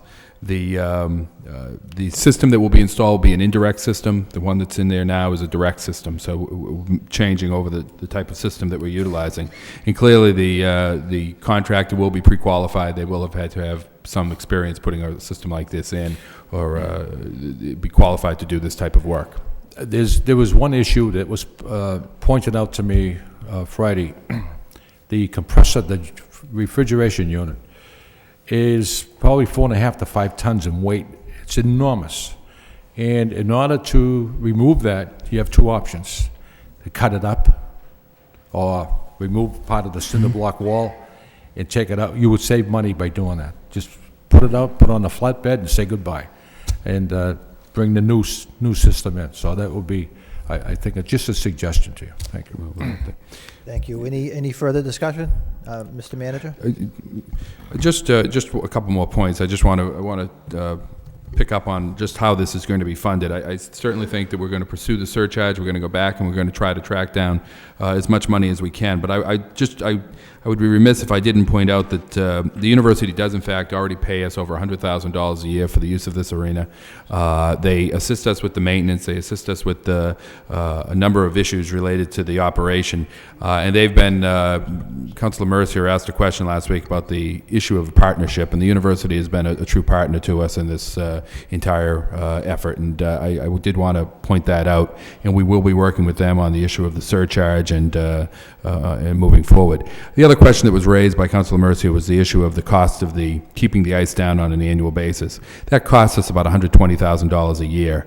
So, we'll make that savings right away by putting down the new ice. And although the cost will be $75,000 a year, which will be picked up by the user, hopefully by the surcharges, we'll save that $120,000 in the operations as well. So it's crucial that we move forward with this. I'm pleased that so many of the councilors have recognized that and support that motion. And I'll be happy to answer any other questions that you may have. Roll call. Roll call, second reading by title, Loan Order Arena Ice Surfacing System Bonds. Roll call. Councilor Ramirez? Yes. Councilor Broderick? Yes. Councilor Caulfield? Yes. Councilor Donahue? Yes. Councilor Elliott? Yes. Mayor Martin? Yes. Councilor Armand Mercier? Yes.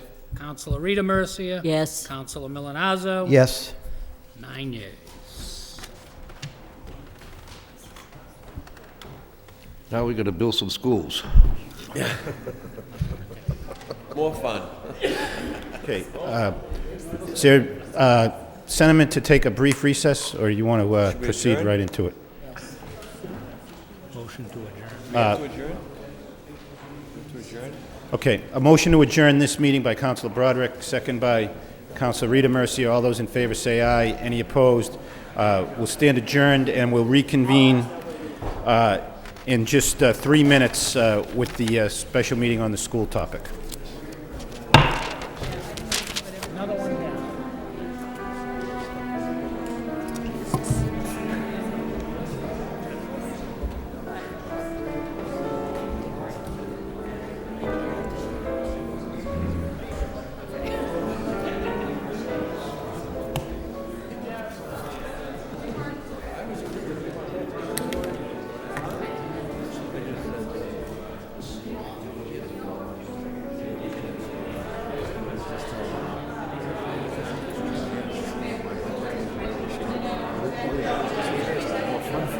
Jay, thanks for waiting. Good, how are you?